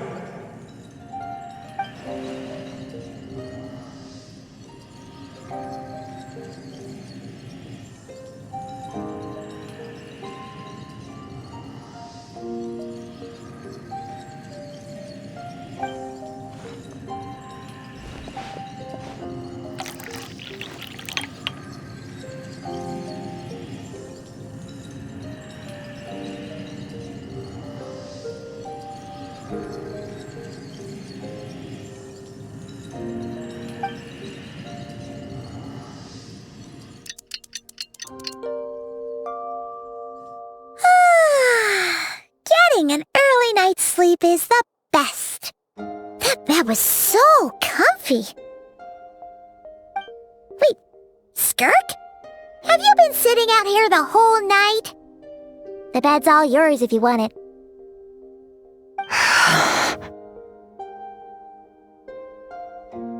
About 60%, maybe 70. Whew! Paimon thought it would take at least a couple of days. That was fast. No, not fast enough. That's 20% less than last time. Same training regimen, same intensity. Nothing felt different, but somehow the outcome fell short.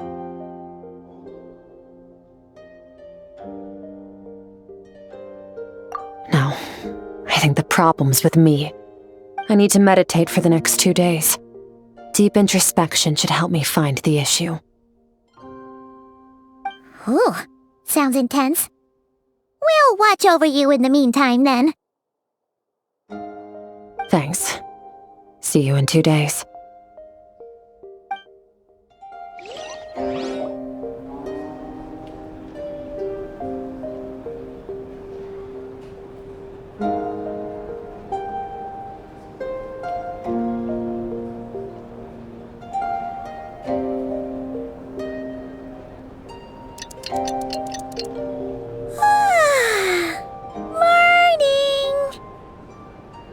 Skirk is still meditating, huh?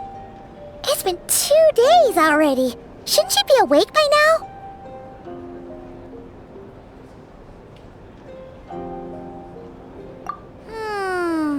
Paimon can't think of anything we can do to help. Oh, wait! Breakfast! That's it!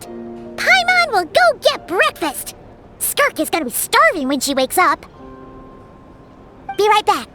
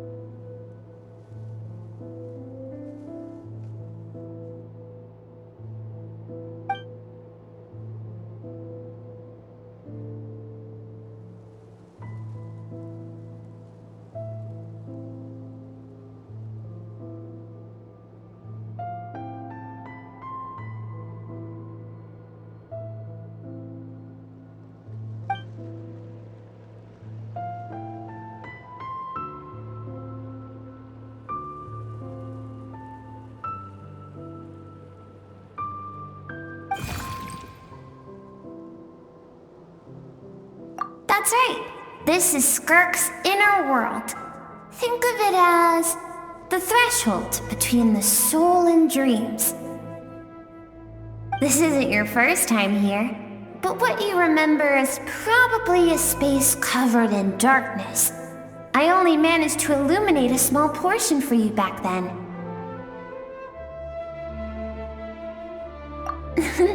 Actually, it's my first time talking to someone like this. I only managed to break free and bring you here because the injury weakened her power. I guess that's why I can speak again, too. Call it fate, if you want. I think that's the word they use in this world for lucky coincidences like this, right? Now, before I take you to her, I gotta ask. You're the first outside visitor to ever come here, so what's your impression of this place? Oh, you noticed. This river represents Skirk's strength. Strength accumulates over time. It is the summation of a person's lived experience. So this river is where all the fragments of Skirk's life should converge into a single stream of memories and emotions, flowing forward as one. But as you can see, this river has been severed numerous times. It's because Skirk doesn't like who she was in the past. When all she sees reflected in the river is a disgraceful shadow of who she was, she cuts through water and rock with the sword of reason, severs her connection with the past, and begins anew.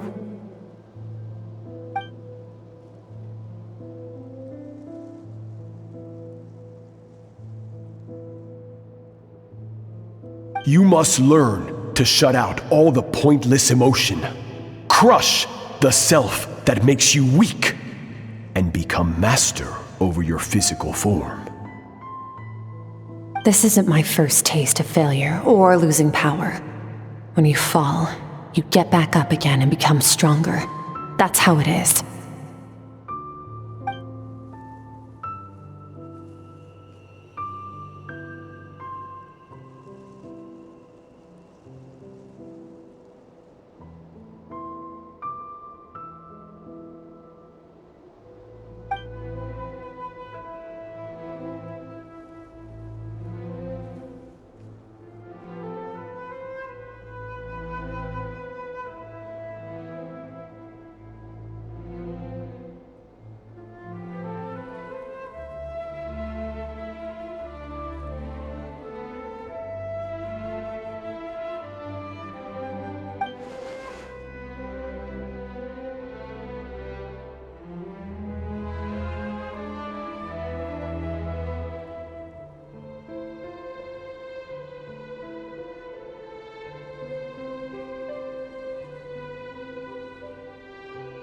The answer to one mystery invites another question, I see. Let's follow the river upstream. There among the cliffs, among the memories etched into her heart, lies the truth of it all. Soon, you'll understand everything.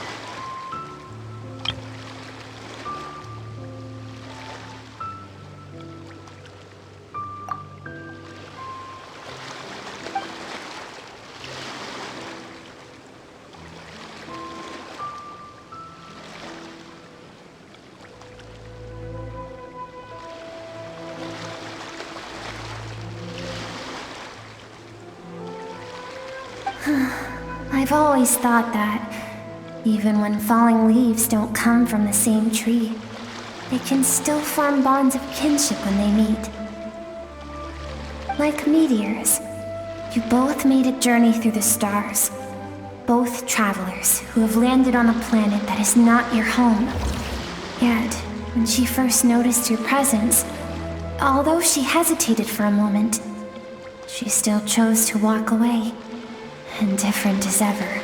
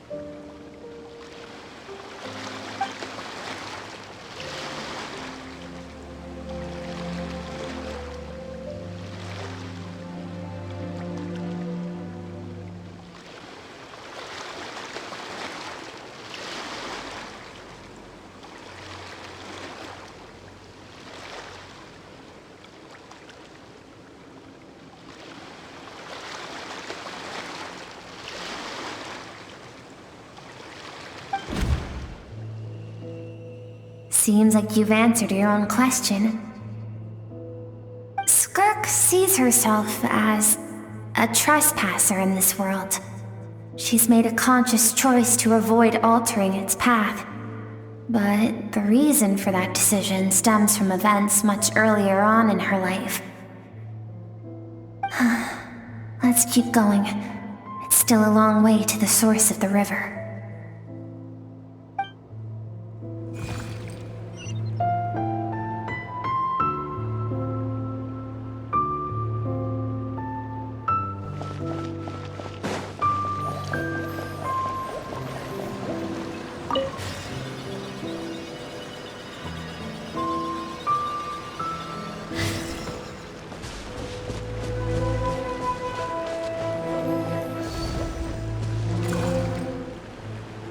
You now have what it takes to wield immense power.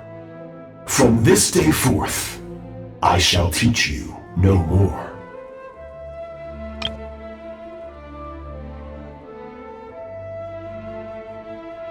No one can become a worthy warrior through imitation alone.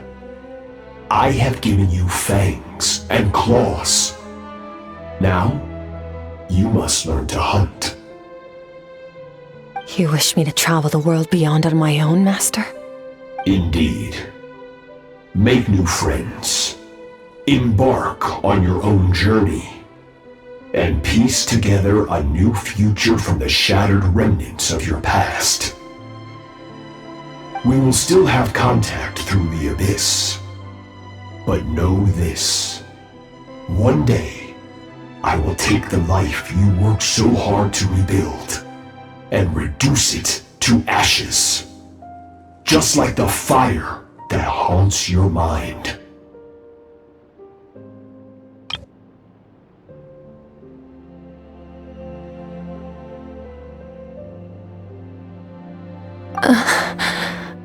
Why do you do that?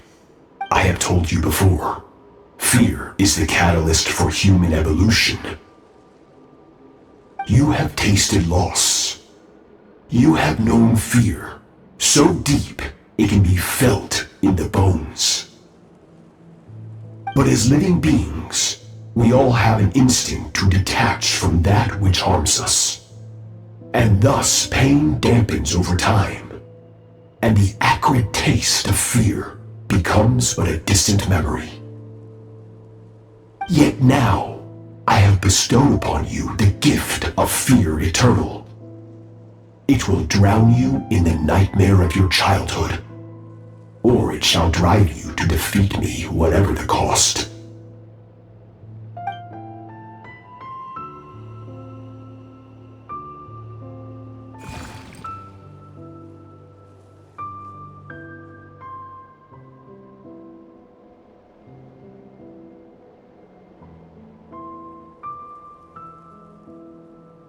That is what Skirk's master, the foul Sertologi, looked like at one point in time.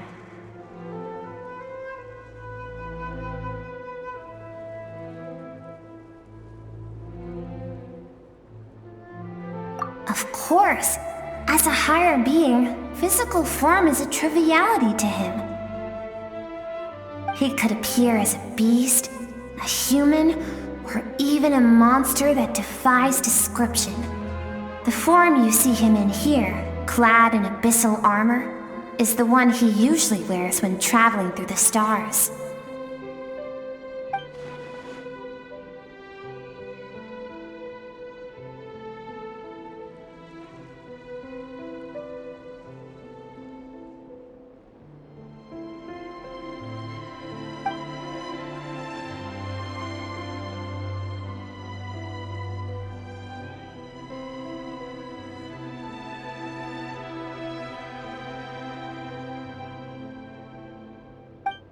For certain reasons, I need to bridge the power gap between me and my master as quickly as possible.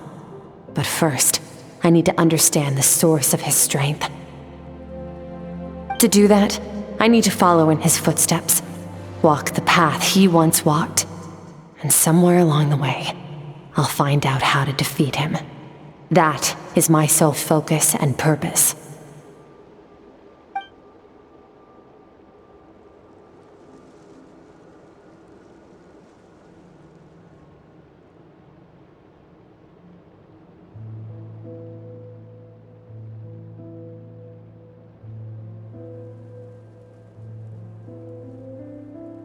I'll let you in on a little secret. The real Sirology is terrifying.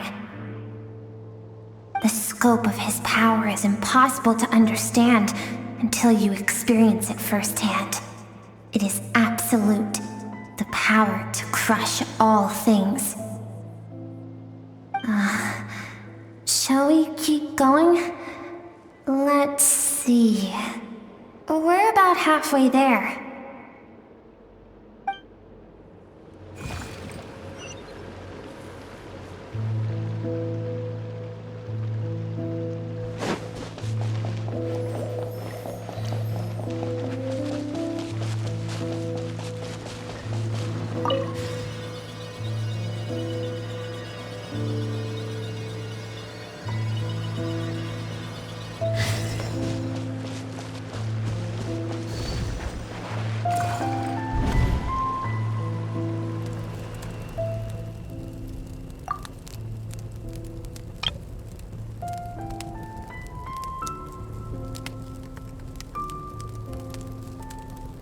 We've made it quite a ways already.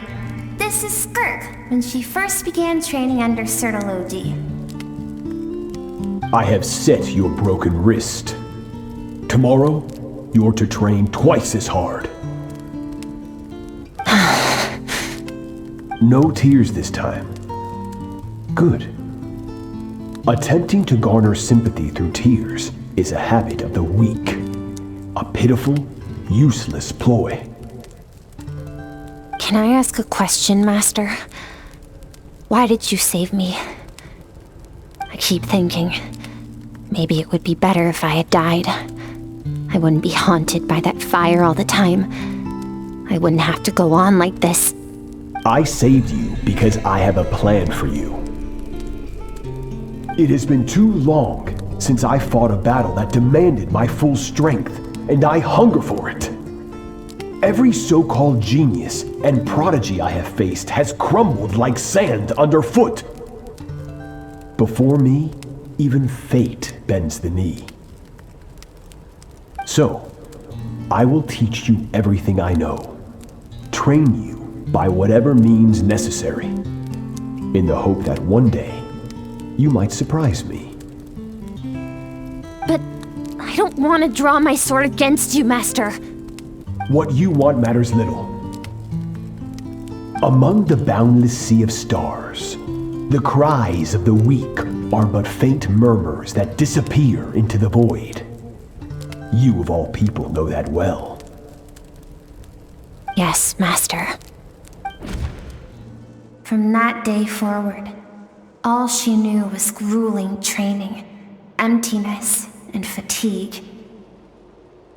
After some time, her talent bloomed, and she gained control over her emotions, like her master.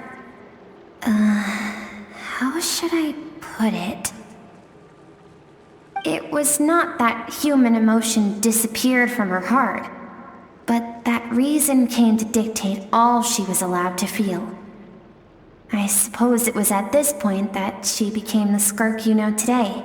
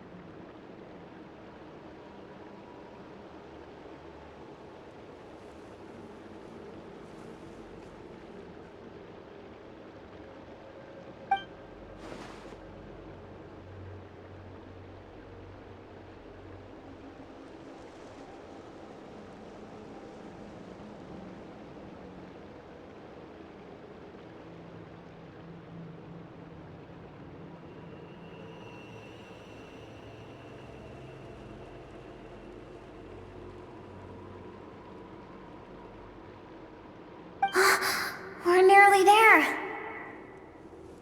I almost don't want to reach the end. Well, shall we? This is the final stretch.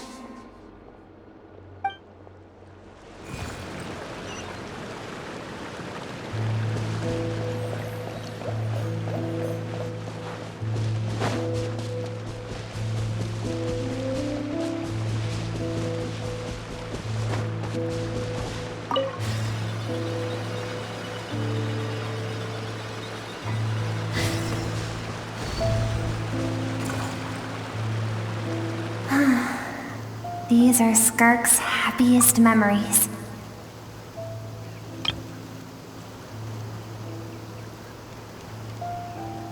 What a simple and carefree time it was.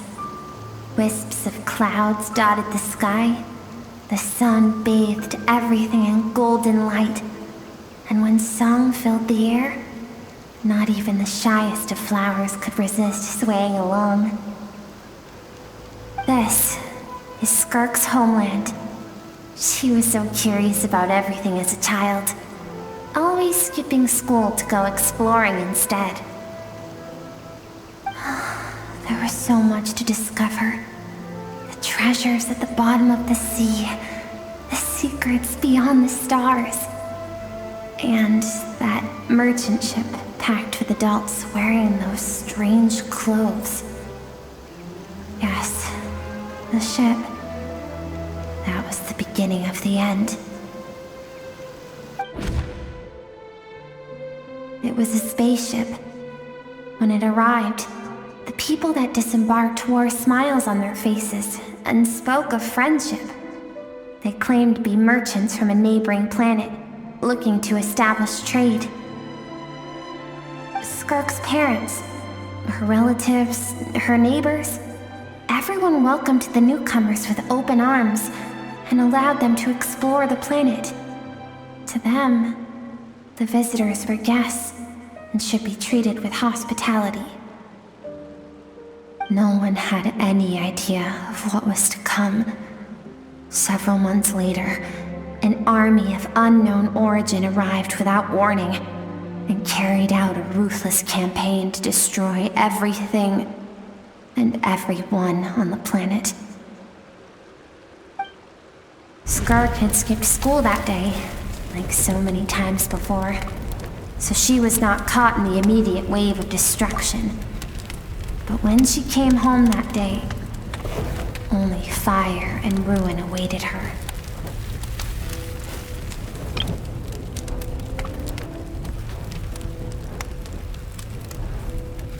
Countless people cried out to her for help. People she knew and loved. Friends and relatives. The little girl who lived next door. The shop owner with the bad leg.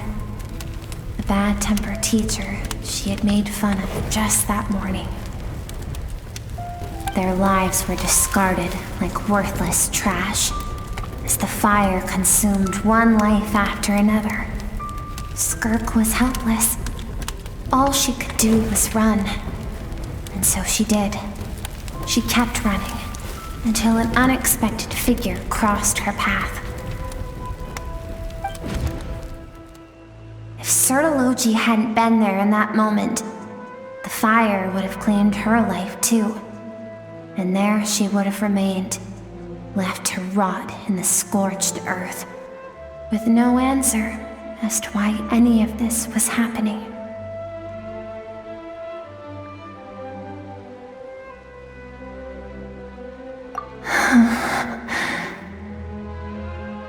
Because she and her people were seen as a threat.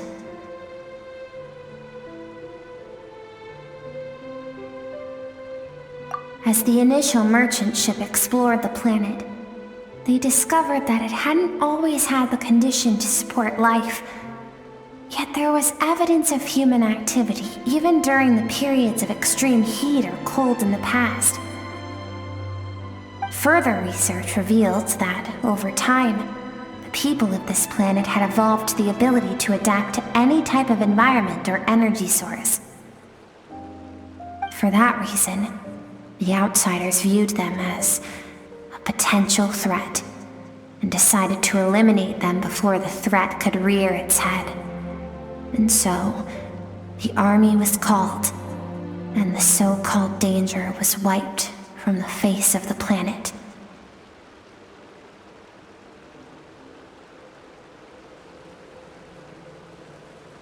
Senseless, isn't it? Deemed a threat because of a gift they didn't even know they had. Perhaps it was their own innocence and kindness that doomed them. But in the end, that was lost to the blaze as well. If those with power get to decide good and evil, then all you can trust in is the sword in your hand. And so, before death could claim her, she ran. She ran and never stopped.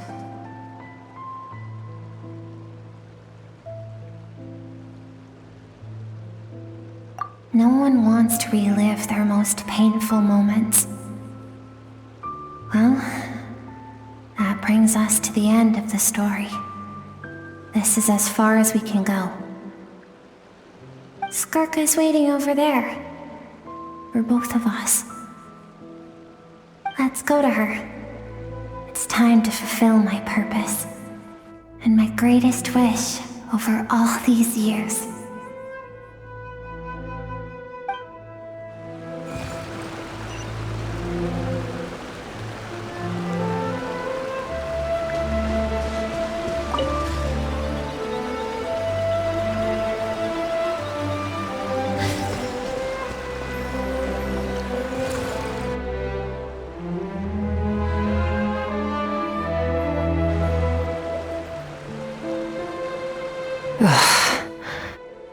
So all this, just so you could bring her here?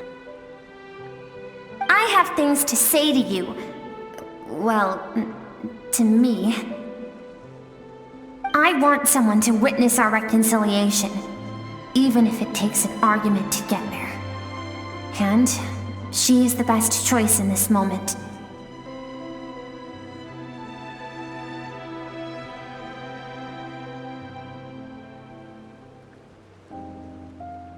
Her suppressed emotional self.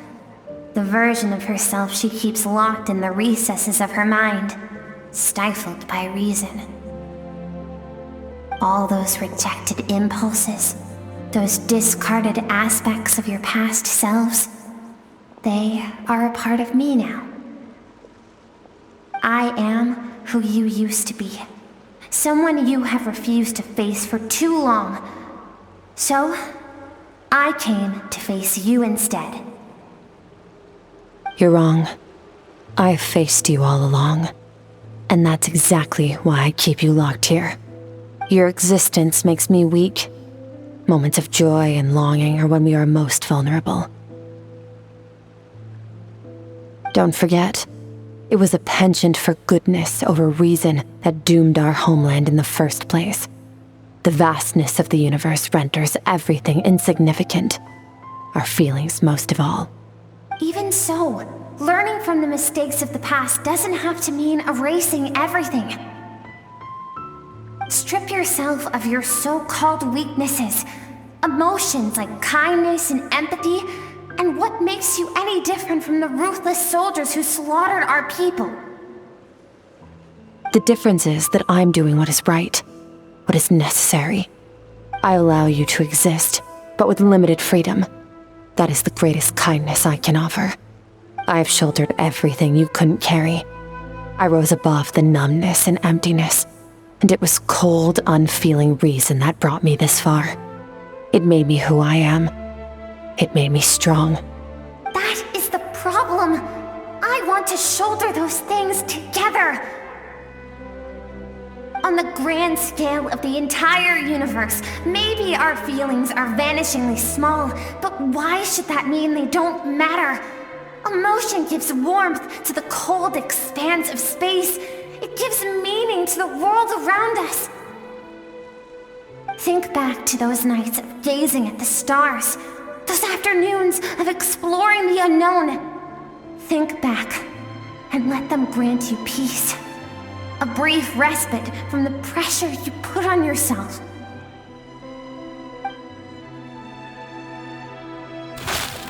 That isn't what we need. It's exactly what we need. Aren't you curious about why recovering your strength has taken longer than normal this time? Finally, you get to the important part. That is the only answer I came here to find. And look around. Look at your inner world. You cast aside your dreams and curiosity, and in doing so, you lost your original motivation. You severed all connection to who you used to be, so you can no longer draw strength from your past. Now, the only things driving you forward are fear and survivor's guilt. But these cannot take you far enough. And so, this river, the source of your strength, grows more polluted by the day. And do you think that means I should seek help from a weak little thing like you?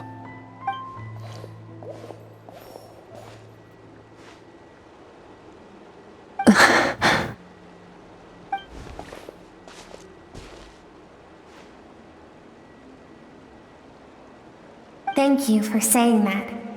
I knew bringing you here would be the right choice. To be honest, I'm not here to argue with you.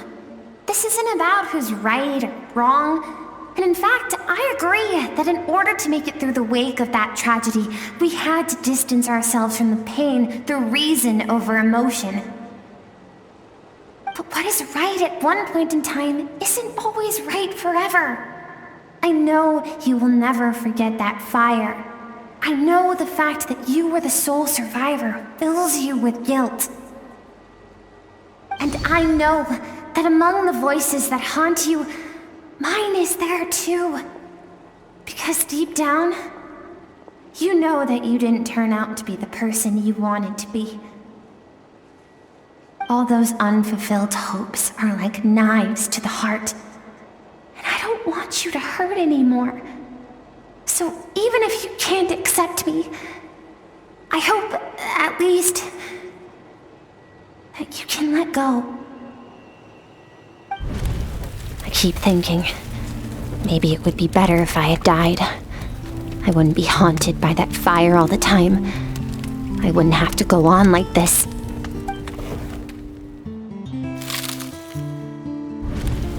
Your dad and I, we're not afraid to stare death in the face, but we need you to survive.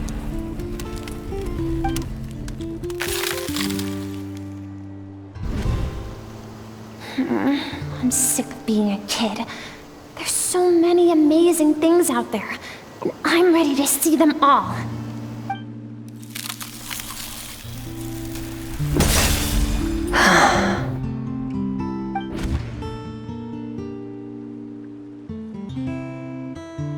I remember. There was a song Mom and Dad always sang when we went out to fetch water. Dancing water. Sand along your path is begging for your song and movement. Will you carry this burden with you on your journey? I am not the dancing water, and you are not the burdensome sand. But if this is your wish, then I will carry you with me until the end. Thank you. I should be thanking you.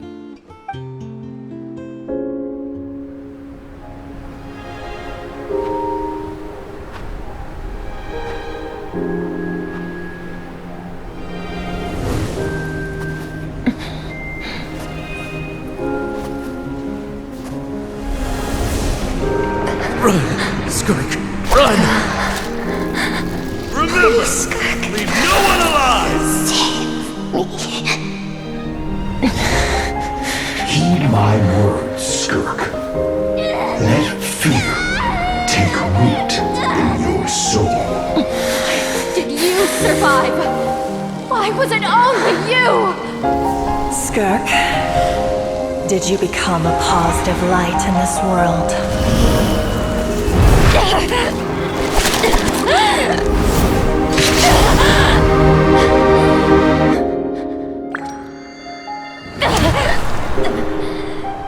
Hey, this doesn't have to be the end.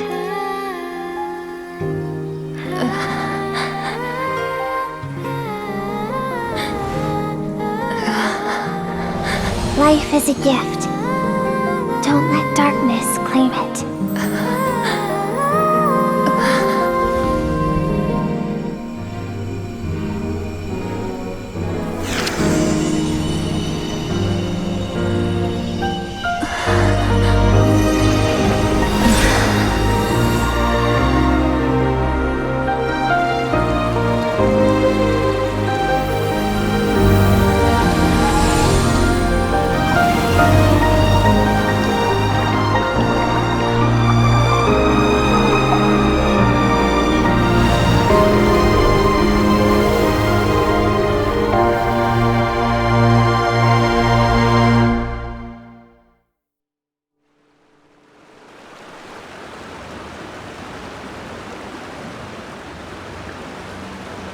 So, you saw my memories then.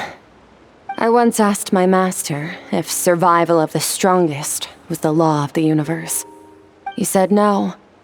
But in a world without order, those with no moral boundaries tend to be the ones who survive.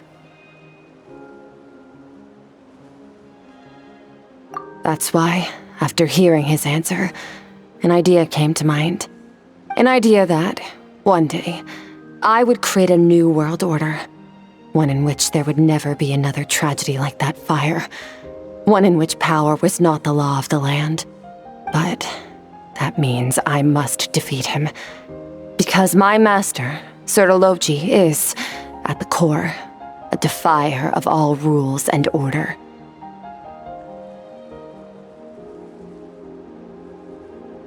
Yes, and not just because of the gap in our abilities, but also because I have no reason to see him as an enemy.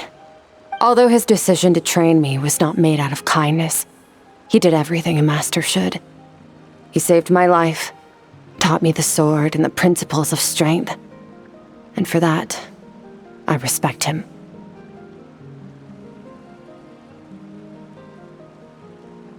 I know, and it's not something I want. But Master never goes back on his word. I have to treat everything he says as a promise. He's no longer into that, but he sends me messages through the abyss every now and then. Most of them are simple greetings, or an answer to one of my questions. Every time I hear from him, my heart skips a beat. And I wonder if this is the moment where he'll finally appear before me and tear down everything I've built to pieces. Maybe that means I do live in eternal fear, just like he said. Yes, I respect him, but I'm also afraid of him. And for that reason, the pursuit of strength consumes every moment of my life.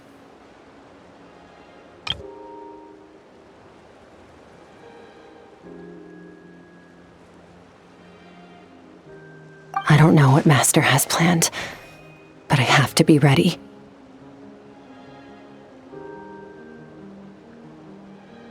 Help me? Why? This isn't your fight.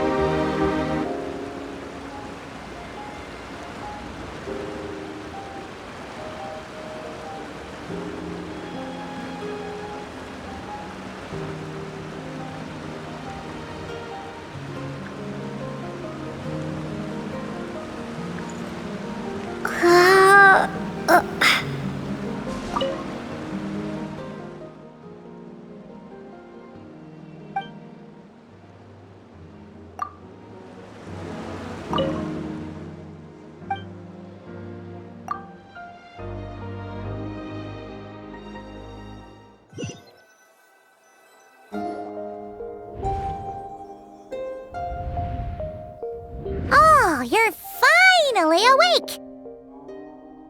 Honestly, Paimon was gone for like 2 seconds and then she comes back and finds you both unconscious? Oh, you scared Paimon half to death! You're both okay, right? What does it look like?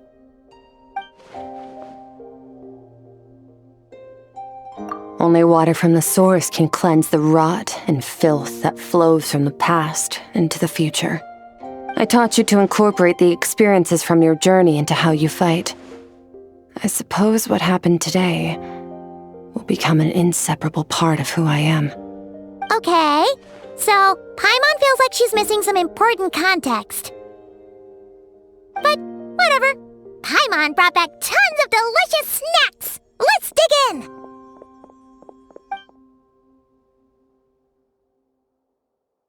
All right. It's about time we finished what we started. We're gonna deal with this thief for good, right? This time, I'm not going to tell you to hold back. But having digested even more power in the meantime, he's going to be tougher than before. The good news is, we have no reason to pull our punches this time. So, let's go. Same place as last time.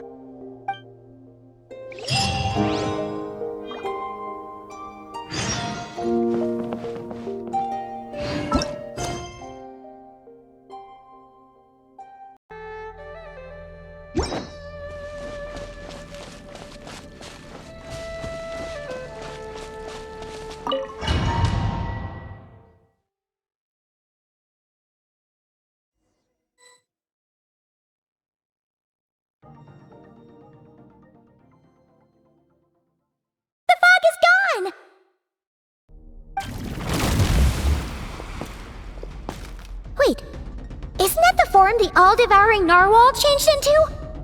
How come he knows that, too?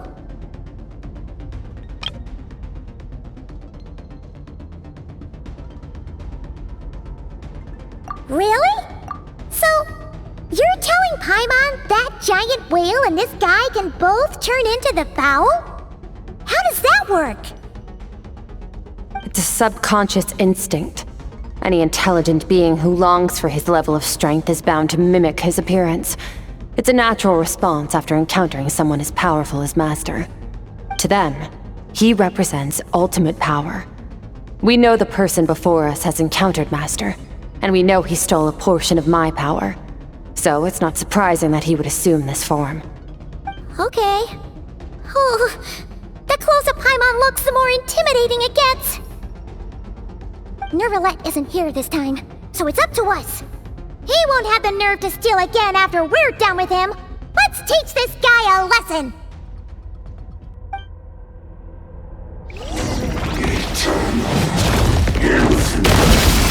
Never star goes out!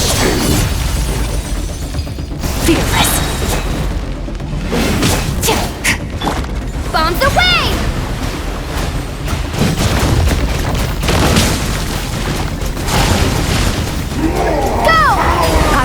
your training, I hope.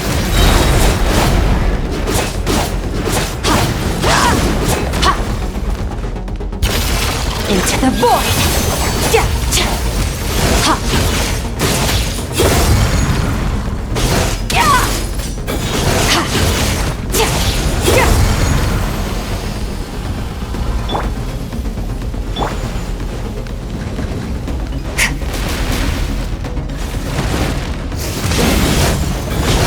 Mine to wield.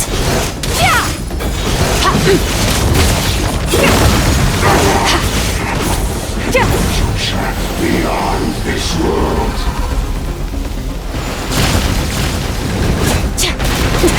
That's what.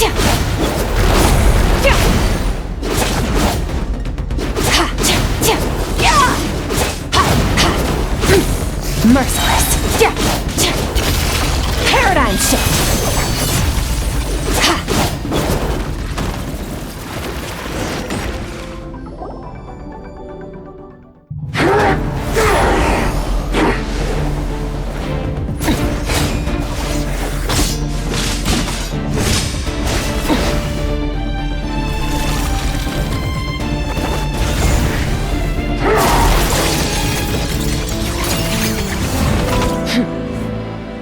Haven't had enough of my power.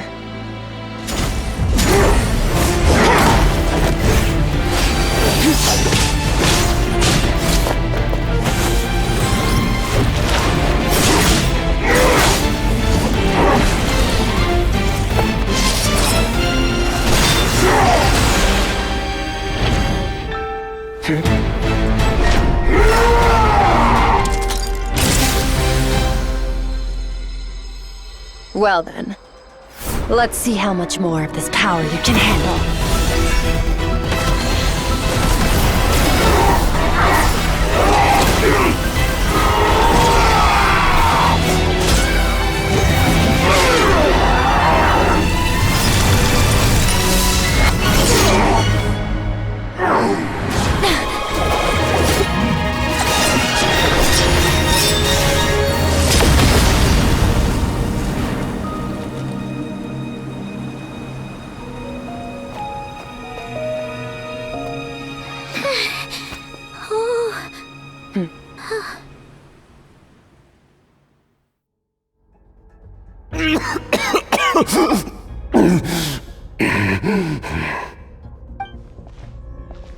Well, have you come to your senses?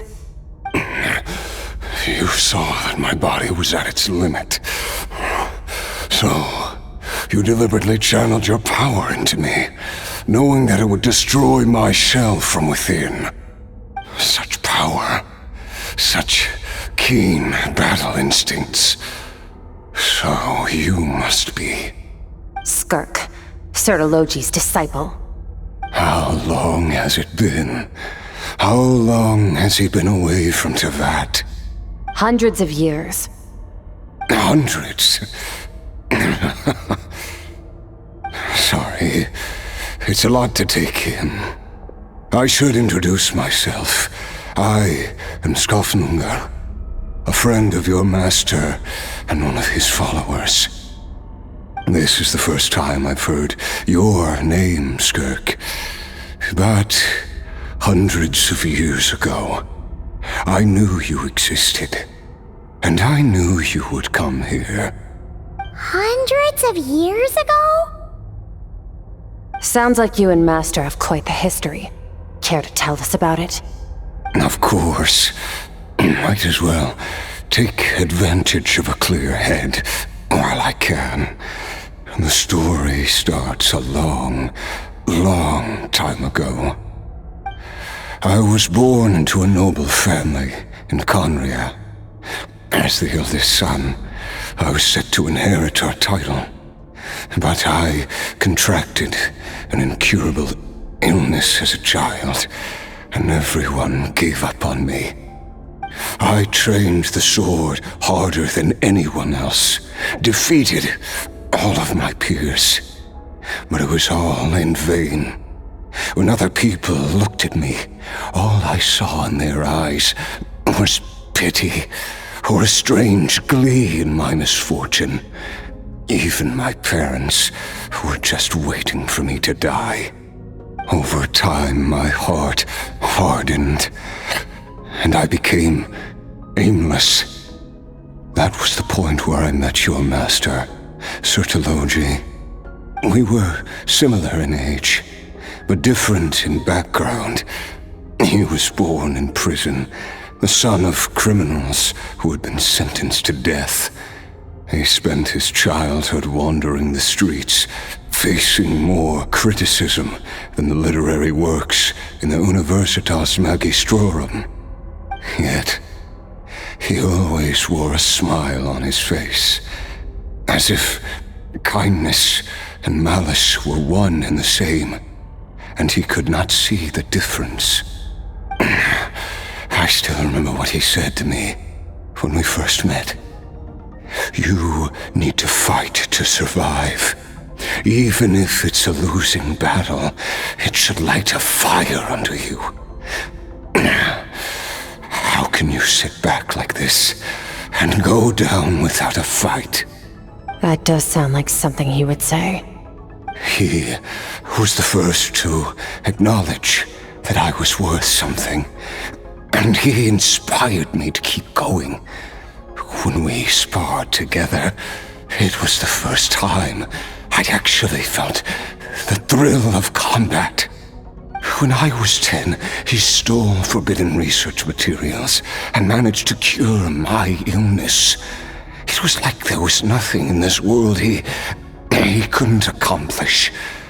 When it came to the human form, he was always intent on pushing the boundaries of possibility. But somewhere along the way, I fell behind. My talents were nothing compared to his, and at some point, I realized he had pulled so far ahead, I was too embarrassed to even ask him to spar. After his grand endeavor was successful, he sought me out and said to me, "This planet no longer holds anything of interest to me, so I'm leaving. But first, I have an offer. I can use a power I have just refined to break the curse of immortality for you. Your death was once what we worked so hard to prevent. But the immortality you now face is a different kind of pain altogether." I'll pass. Immortality doesn't sound so bad to me. Since I can't die, it means I have an infinite amount of time to get stronger. Maybe I'll finally catch up to you one day, and we can spar like we used to. Are you sure? I cannot say when I will return.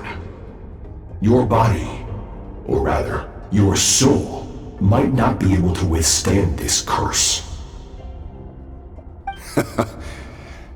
All I can do is try. After all, a wise man once told me, people need to fight for their own survival. Wise indeed. Nevertheless, if you grow weary of the pain of immortality, and wish to experience a good sparring match before you wither away, seek out my disciple. Disciple? Never thought I'd hear that word coming from you. Nor I, but Vedifenir said I was destined to find a disciple out there in the universe, and bring her to Tibet. You know as well as I, Vedifenir's prophecies are never wrong. Well, now I'm curious about who this disciple of yours will be. All Vedifenir said was that one day, the stars shall bow in her honor. Sounds pretty impressive. Of course. Only the most outstanding people would have the right to become my disciple. Still self-assured as ever, I see. But you're not wrong. I'll be leaving then. Oh, and if you are serious about getting stronger, I left you a little gift in the primordial sea. As I've said before, walk whatever path you want. Freedom means even the wicked get to make their own choices. Waiting for me in the primordial sea was the all-devouring narwhal, already beaten into submission by Sertologi. In its weakened state, I was able to cut off part of its flesh and sew it into my own heart. Your heart? That sounds like torture! How did you even survive that? Because, of course, I bear the curse of immortality. So, you used the curse to turn yourself into a vessel for power. Even with that whale's ability, devouring power like that is not something the human body can withstand. With your body and soul constantly at the breaking point, it was the curse of immortality that sustained you. But that is not the path to strength. You have to pour your heart into it, work for it, dream of it. Instead, you stole something that didn't belong to you, and it backfired. You're right. I should have known better, but I had already pushed myself to my limits, and he was still miles ahead of me. So I had to take a leap of faith. I miss your master. I miss the days when we were all together, troublemakers without a home. I don't regret the choice I made. But if you'll allow it, I do want to apologize. To both of you. After the beating we just gave you, I think we can call it even. You're an interesting one as well. Sertologi's disciple. That's a lot to live up to. It can't have been an easy experience. I know what he's like. He rules with an iron fist, using despair and fear to force you to catch up to him, all the while standing ever out of reach. We're like mountain climbers in the dark, never knowing how much higher we have to climb, or when we will see the sun again. True. But I made up my mind long ago. No matter how dark it gets, I will not give in to despair. I will overcome it. Besides, after hearing your story, I suspect what Master really wants is not a battle that demands his full strength, but rather a defeat without regrets. Oh? Since you're his friend, you must have some things in common. The first time we came here, when you stabbed me through the fog and stole my power, I felt no emotion coming from that spike. But when you had to devote all your strength fighting me just now, I could feel joy and passion emanating from your blade. It was the joy of a researcher discovering the truth of the world, the joy of an artist uncovering a temple of wonders. Interesting. I'm certain I didn't express those emotions outright, yet you were able to read them from my blade, like a glimpse into my inner world. You're right. That battle brought me an unbridled sense of joy, and my defeat brings me no regret whatsoever. Exactly. I think Master also craves a battle like that. One where his opponent forces him to use all his strength, unlock the extent of his potential, and transcend his own limits. A battle to end all battles. After which, all can come to an end, including, perhaps, his life. For that very reason, good and evil are meaningless to him. He has one purpose, one goal: to complete himself. It's one of the secrets to his strength. Perhaps you're right. Perhaps that is his goal. What a battle that would be. Oh, to witness such a...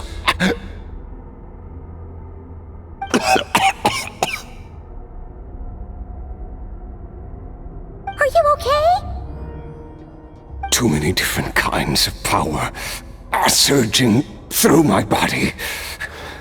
The curse of immortality allows it all to coexist, but it does not remove the pain. I won't be able to hold on to my sanity for much longer. What a shame. I would have loved to witness that battle. Sertologi once offered to free me from this curse. Now, I must ask that of you, Skirk. Can you release me from the pain? I can, but not through death, if that's what you are hoping for. It's not a suitable punishment for your crime. As an alternative, I can take your consciousness, along with all the power you've consumed, and smash it to pieces. The impurities will dissipate, and under the curse of immortality, your mind and body will regenerate. When that process is complete, you will be back to who you were before, no longer tortured by powers you can't control. But it will be a time-consuming and painful process. The decision is yours to make. I accept. And who knows? Perhaps I'll wake up in time to witness your great battle with Sertologi. I have faith that you'll be able to stand against him one day. Though I know it'll be a long and arduous road. If we are climbers in the dark, it appears the dawn has finally broken for me. But your ascent continues. At least, it looks like you are not alone on your journey. I will reach the top of this mountain, no matter what it takes. And you, Skafnungur, will be my witness at the end of all things. It's finally over. Let's get out of here. At least we don't have to make a mad dash for the exit like last time.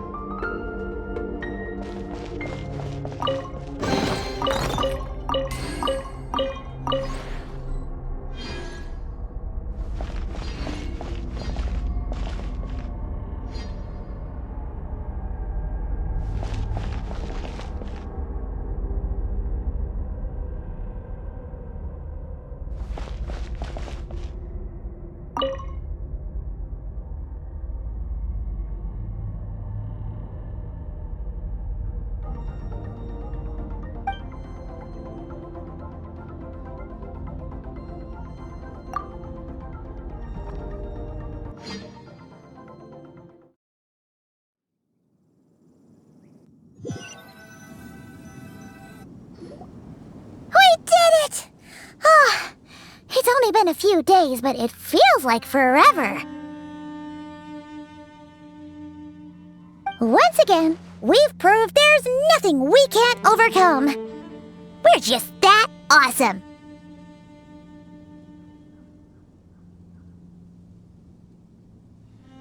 Wow, you sound even more confident than usual. Guess you really have become stronger. Today sure went by fast. It's night already. Oh wait, that reminds Paimon. The stars you mentioned, the ones that died out, are they back now? Yes. The power Skafnungur stole has been returned. So, the stars have regained their light. Great! It's crazy that you even noticed their light was gone.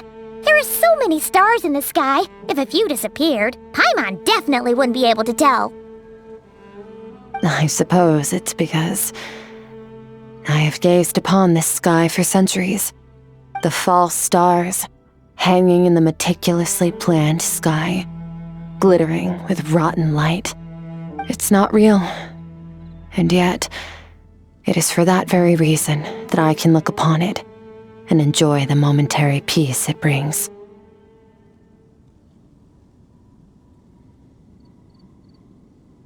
Even the most beautiful of bubbles has to burst. We will return to the real universe one day, whether of our own volition or not. Time marches ever forward. Even the innocent and naive will taste life's bitterness. Yet through hardship, we grow until we learn to seize the sands of time for ourselves and uncover our true strength. Though we gaze upon a false sky, its vastness and majesty is palpable. One can only wonder, what is it going to take for kindness to reign supreme in the vast expanse of the universe? Ugh, this is all going over Paimon's head. But if she knows one thing, it's that the traveler always finds a way. Ever since we met, she has filled Paimon's days with happiness. No matter how tough things get, she always finds a way to make it better. If it's too big a job for one person, then we'll do it with 2. And if 2's still not enough, then 3. We've met so many amazing friends and accomplished so many amazing things. As long as we don't give up, we can make any wish come true. I suppose when it comes to you, anything is possible. Well, I should be going. Now that my power is no longer isolated from my emotions, I need more practice to get used to it.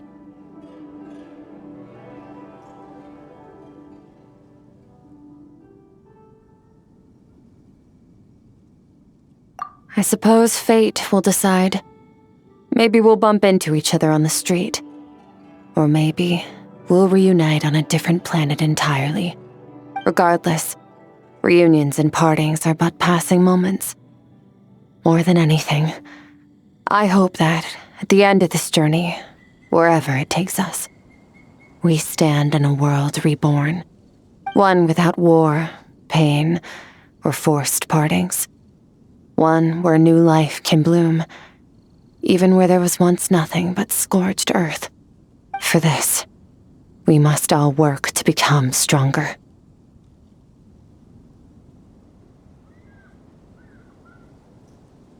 Goodbye, traveler. Remember your training. Make sure to put it to use. Bye!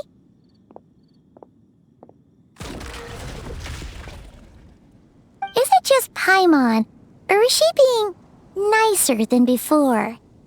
We definitely count as friends after all that, don't you think? Hey, what do you think about camping here tonight? There's nothing quite like sleeping under the stars.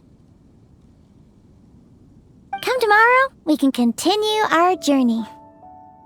Oh, and since Paimon treated you to that super nice meal at Wanmin Restaurant, it's about time you returned the favor.